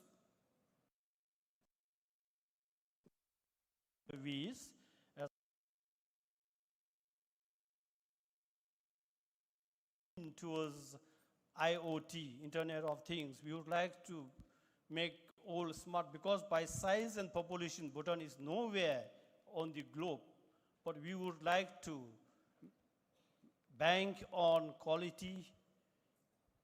So for that matter, Bhutan is trying to go smart. And with this now, every system in Bhutan is digitizing. We are slowly digitizing everything. So with this now, at the counterpart, the custom immigrations in the counterpart across the border needs to be digitized as well, because when we are digitized and the other part is not digitized, the system has a disconnection here, so nothing works well. So this is what we are trying to indicate here. Then Bhutan Trade Fin system, these are all systems that we have. And slowly now, Bhutan National Single Window, all system will be channelized into that one particular system where everything will be worked from that single window. So Bhutan is just now underway on this development. So very soon, Bhutan will have one system integrating all the necessary the duties, responsibilities that we need to do for custom and trade.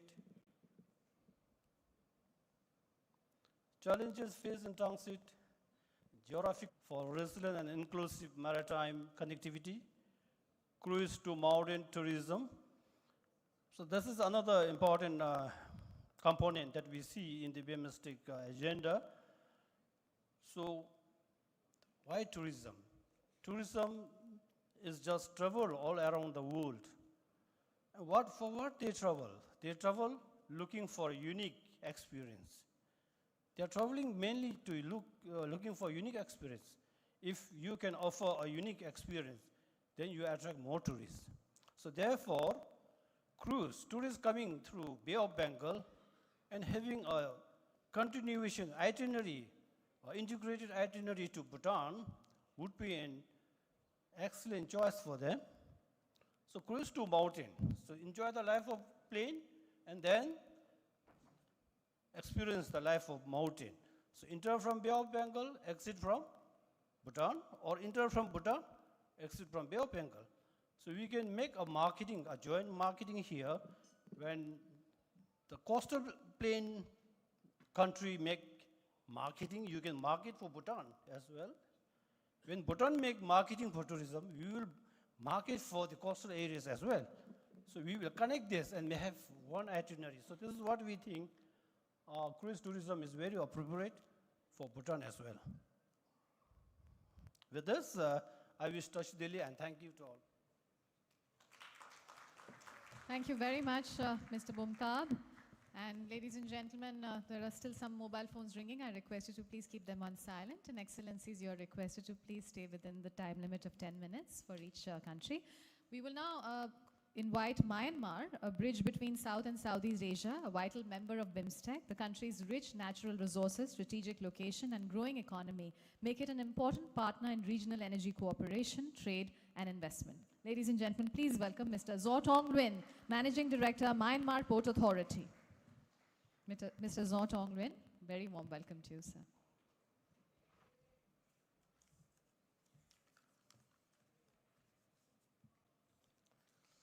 Namaskar, Minglawa.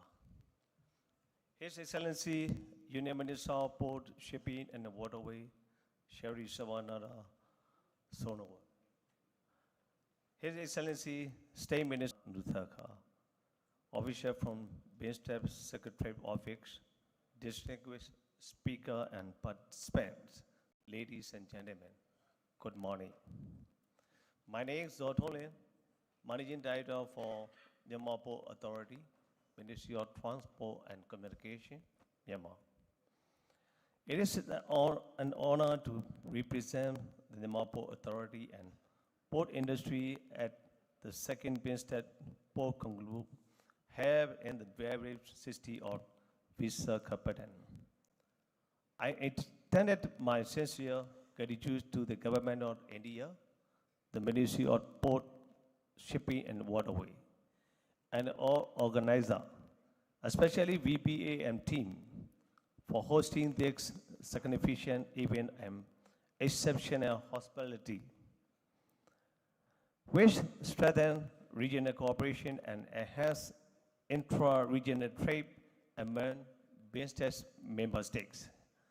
I'm also delighted to deliver the introductory statement of how we can unlock the full potential of our region maritime transport setup. Bimstec region is home to around 1.8 billion people, nearly 22% of the global population.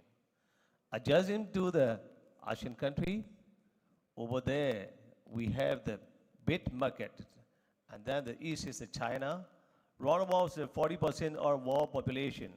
This is the big market. The big market is we were using to the trade can do it. More trade, more transportation, more benefit.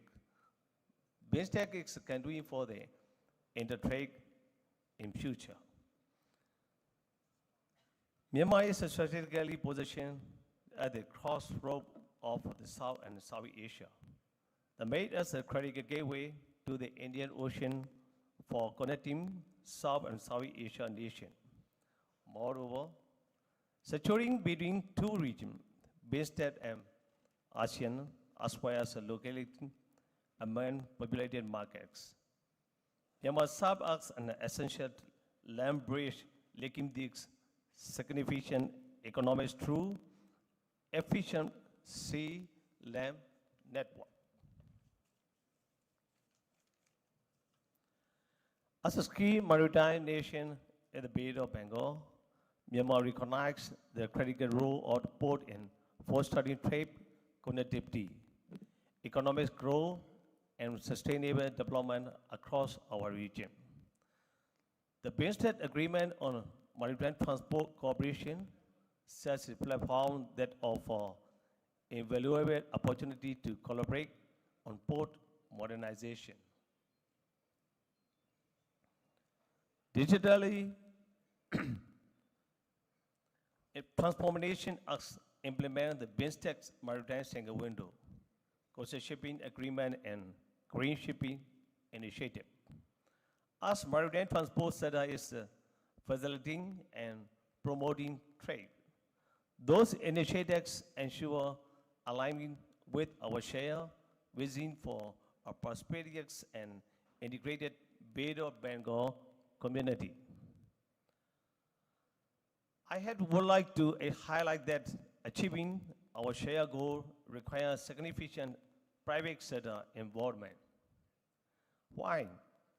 Government set the vision, the substantial capital and specialized expertise needed for modernization of an excess public sector capability. Therefore, public-private partnership, PPP, are essential for combining 95% of port terminal under the BOD scheme. Through this port conclave, I look forward to engaging in productive discussion on enhancing port efficiency, multimodal connectivity, logistics and supply chain network, and public-private partnership that will drive our collective progress. Unlocking and employing the collaborative opportunity given by the Bimstec Agreement on Maritime Transport Cooperation. I assure you all that we could navigate and thrive into our brighter future.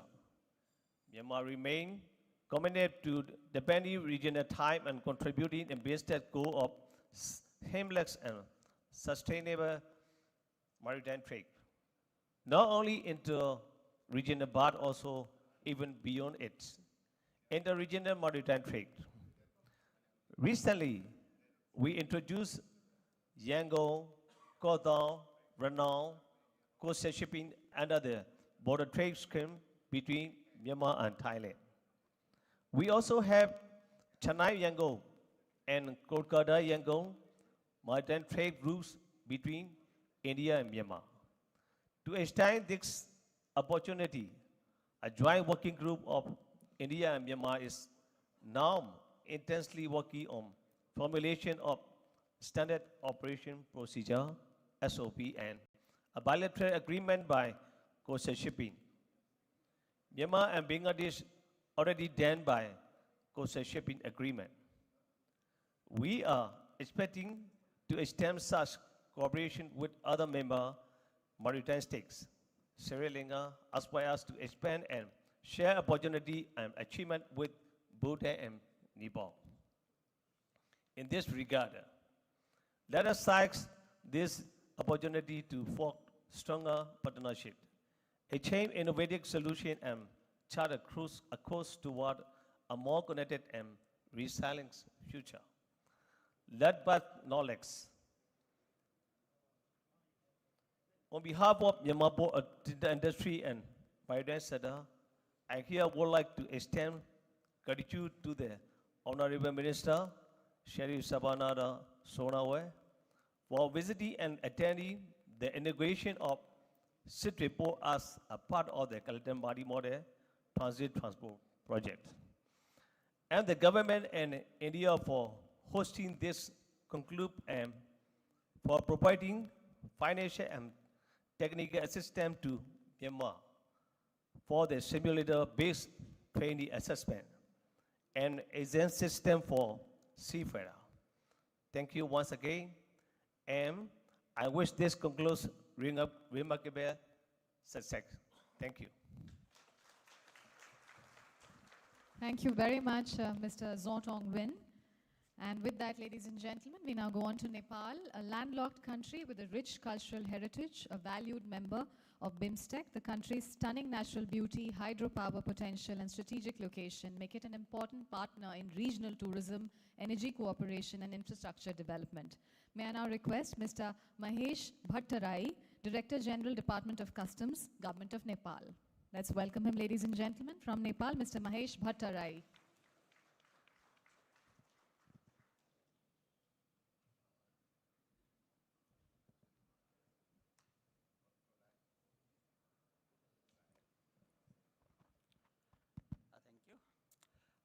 Respected Chairman, Honorable Union Minister of Ports, Shipping and Waterways, Honorable Minister of State of Ports, Shipping and Waterways, distinguished delegates, ladies and gentlemen.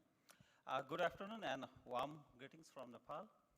It's a great honor for me to be here in this beautiful coastal city of Visakhapatnam, representing the Department of Customs of the Government of Nepal. I would like to thank the organizers of the second Bimstec Ports Conclave 2025 for inviting me to speak at this important gathering. I'm delighted to join such a distinguished group of policymakers, port authorities, customs officials, and logistics experts from across the Bimstec region. As you all know, Bimstec brings together 7 countries linked by the Bay of Bengal and a shared vision of economic growth, connectivity, and regional integration. In this context, ports are not only gateways for trade, but also engines for economic transformation and cooperation. Customs administration, on the other hand, play a central role in ensuring that trade is smooth, secure, and efficient. Nepal, as a landlocked country, depends heavily on the seaports of our neighboring countries for international trade. Almost all our imports and exports cargo move through the ports of India, especially Kolkata, Haldia, and Visakhapatnam. Therefore, any discussion about ports and logistics is of high importance to Nepal. Let me begin by briefly highlighting how port connectivity, customs cooperation, and digital transformation are shaping Nepal's trade environment and how we envision our role in the Bimstec trade and transport framework. Nepal's trade volume has been gradually increasing in recent years. Our economy is becoming more connected to global markets, especially for manufactured goods, construction materials, agricultural inputs, and energy technologies. However, being landlocked presents unique challenges such as long transit times, high transport costs, and procedural delays at ports and borders. We have made good progress in recent years. The operationalization of the rail-linked inland container depot at Brigands, connected to the Indian port of Visakhapatnam, has been a milestone. This has helped reduce transit time, handling cost, and congestion at border points. We are now working to expand similar multimodal corridors via dry ports in Biratnagar, Bairahwa, and other locations. These corridors depend heavily on efficient seaport infrastructure, coordinated border management, and real-time cargo tracking. Our key goal is to make trade easier, faster, and cheaper. In Nepal, the Department of Customs is playing an increasingly proactive role in trade facilitation. We are not just focused on revenue collection, but also on enabling legitimate trade and enhancing supply chain efficiency. We have implemented several reforms over the past decade. We adopted the Asikoda system to automate customs processes. We introduced paperless clearance, risk-based inspections, digital declarations, and post-clearance audit mechanism. We are moving towards pre-arrival processing and authorized business operators. All these measures are aligned with the WTO Trade Facilitation Agreement and the revised Kyoto Convention. Yeah, we understand that customs cannot work in isolation. Our cooperation with Indian customs, port authorities, railway agencies, and logistics providers has been critical in reducing bottlenecks. I take this opportunity to thank Indian authorities for their continued support in transit facilitation and port access. We believe that digital transformation is the future of customs and ports. By promoting digital exchange of data and documents, we can make cross-border trade more transparent and predictable. Nepal has already introduced its Nepal single window system that connects all trade-related agencies, including customs, quarantine standards, and transport authorities. We are now working on its second phase to expand its coverage. At the same time, we strongly support Bimstec level efforts to develop regional transit agreements, mutual recognition of standards, and electronic cargo tracking system. These are essential to unlock the full trade potential of our region. We are also interested in expanding regional rail and road connectivity, developing dry ports networks, and promoting green logistic solutions. This conclave gives us a valuable opportunity to deepen regional cooperation. Let me highlight a few areas where customs and port across Bimstec can collaborate more closely, such as sharing cargo, transit, and risk-related data among customs and port systems in real time, harmonization of procedures, aligning documentary requirements and inspection protocols, capacity building and joint training, developing joint response to any crisis such as pandemic or natural disasters, and working together to reduce carbon emissions in trade and transport chains. Nepal is fully committed to the goal of Bimstec. We support the Bimstec Master Plan on transport connectivity and welcome the proposal to develop a regional trade facilitation framework. We are ready to share our experiences and learn more. We believe that cooperation among customs administrations sector is key to building a seamless and resilient supply chain across our region. In conclusion, I would like to emphasize that ports and customs are not just operational facilities. They are a platform of regional integration. They connect our people, our market, and our futures. I trust this conclave will be instrumental for building further collaboration and partnership. Together, we can make the Bay of Bengal a vibrant corridor of trade, investment, and prosperity for all Bimstec member countries. Thank you once again for the opportunity to address you today. Namaste. Thank you very much, Mr. Mahesh Bhattarai. Thank you, sir. And ladies and gentlemen, for the next statement, we invite Sri Lanka, an island nation with a strategic location in the Indian Ocean, a key player in Bimstec's maritime security and trade initiatives. The country's rich cultural heritage, beautiful beaches, and growing economy make it an attractive destination for tourism as well as investment. We now take the privilege of inviting Admiral S.S. Rana Singhe, Chairman, Sri Lanka Ports Authority. Please welcome Admiral S.S. Rana Singhe.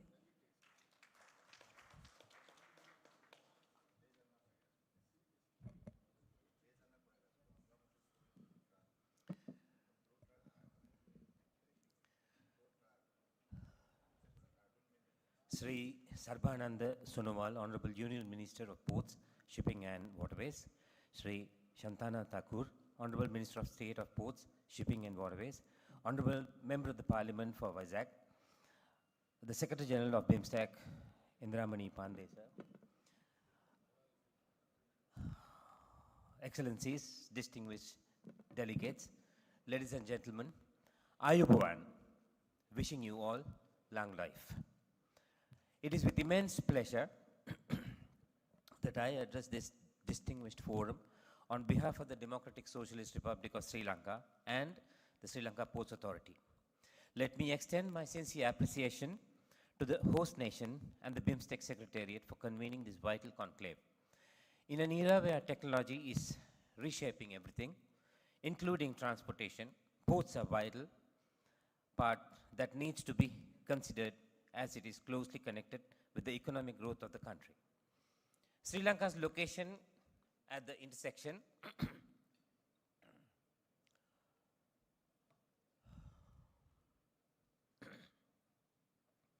of major east-west shipping routes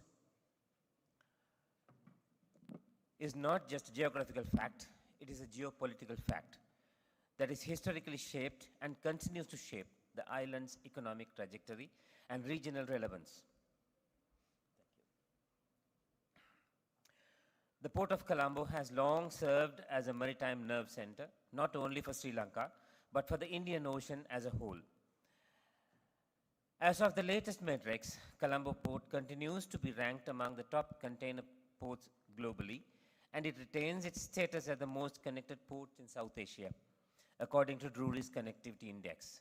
This is not a mere statistic. It is a validation of our commitment to operational excellence, regional integration, and the vision of making Sri Lanka a regional logistic hub. The port has not rested on past laurels. Recent developments at Colombo include the West Container Terminal project, which is being developed as a public-private partnership under build, operate, transfer model. This $700 million investment supported by international stakeholders is expected to enhance capacity by additional 3 million TEUs to make total over 10 million TEUs, making Colombo one of the few ports the region capable of handling ultra-large container vessels. Parallel to this, the ongoing development of the East Container Terminal in the Colombo port under Sri Lanka Port Authority will further fortify national port infrastructure with anticipated capacity reaching an additional 3 million TEUs upon full completion. These are not simply infrastructure developments, but a reflection of our commitment to foster trade corridors, economic complementaries, and mutual dependence among Bimstec states. As the second part, let me brief you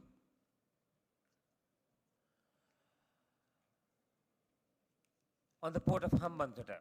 It is strategically situated near the international shipping lanes and is evolving into a multi-purpose deep water facility with capabilities spanning from roll-on roll-off operations to bulk cargo, industrial zones, and energy infrastructure. Hambantota's location, just 10 nautical miles off the world's busiest east-west maritime route, positions it as an essential logistic node for Bimstec's ambition of deeper regional integration. The port of Trincomalee, on the other hand, historically significant and well-sheltered port, is being positioned for bulk cargo and industrial logistics within the Trincomalee Harbour master plan nearing finalization. Sri Lanka envisions it as a center for agro-industrial processing and value-added export infrastructure. These developments reflect our broader maritime vision, not one of competition between ports, but of determination, diversification, and strategic complementarities. Beyond capacity expansion, Sri Lanka is committed to a model sustainable, intelligent, and secure ports. We are actively pursuing the digital transformation of our port ecosystem. The national single window system is under design to facilitate faster clearance, increase transparency, and reduce transaction costs. A port community system is also under development to integrate various stakeholders across the logistics chain into a unified digital platform. These digital public goods will reduce dwell times and enhance our port's competitiveness in an increasingly data-driven supply chain environment. Security too remains paramount in an era where cyber vulnerabilities can paralyze physical infrastructure. Sri Lanka Ports Authority began its phased implementation of a maritime cybersecurity framework in compliance with the IMO's guidelines. Moreover, cooperation on maritime domain awareness, information sharing, and joint risk assessment has never been more crucial. We call upon our Bimstec partners to foster fast-track operationalization of maritime domain awareness systems across member states with an emphasis on interoperability, data fusion, and trust-based protocols. As strategic assets, ports must not only be commercially efficient, but also resilient against disruptions, whether from piracy, cyber attacks, natural disasters, or geopolitical tensions. We are also acutely aware of our environmental responsibilities. Port development cannot and must not come at the cost of ecological degradation. Sri Lanka is aligning its port operations with the goals of the Paris Agreement and International Maritime Organization's decarbonization roadmap. Sri Lanka Port Authority has introduced a green port policy that mandates progressive targets for reducing carbon emissions, adopting energy efficient equipment, and transitioning to shore power infrastructure. Furthermore, we have a deep interest in promoting cruise tourism as a driver of local economies and cultural exchanges. Sri Lanka's Tourism Promotion Bureau, in collaboration with Sri Lanka Port Authority, is working to develop passenger terminals in Colombo, Galle, and Trincomalee that meets international safety, comfort, and environmental standards. We believe that a joint Bimstec cruise corridor, capitalizing on the regional historical, religious, and ecological richness, can transform the Bay of Bengal to a cultural maritime highway. Sri Lanka supports the recommendation for an annual Bimstec port conclave and establish coordination center. This center could function as both a policy think tank and a technical body tasked with mapping port development across the region, setting benchmarks, identifying redundancies, and facilitating capacity building and technology transfer. Excellencies, ladies and gentlemen, all of us are not here to merely participate. We are here to co-create, co-lead, and co-invest in the future of a connected, sustainable, and sovereign Bay of Bengal. Let us not forget, Bimstec accounts for more than 21% of the global population, and yet our share in global container throughput remains disproportionately low. This imbalance is not fate. It is a policy gap. Let us bridge it with ambition, backed with action. Allow me to reiterate that Sri Lanka stands ready politically, financially, and institutionally to partner with our Bimstec neighbors for reinvigorating the maritime future of this region. We invite you to our ports, not merely as transit points, but as a meeting ground for ideas, industries, and innovation. Let our ports not only move cargo, but also move us towards cooperation, prosperity, and shape destiny. Thank you very much. Thank you very much, Admiral S.S. Rana Singhe. Thank you, sir. And with that, we thank all the distinguished country representatives for sharing their national perspectives, priorities, and aspirations. And as we bring this introductory segment, statement segment to a pause, we take a moment to extend our very heartfelt gratitude to the Honorable Union Minister of Ports, Shipping and Waterways, Shri Sarbananda Sonowalji. We also extend our deepest gratitude to the Honorable Minister of State for Ministry of Ports, Shipping and Waterways, Government of India, Shri Shantanu Thakurji. Thank you to Shri M. Shri Bharat, Honorable Member of Parliament, Lok Sabha, Visakhapatnam.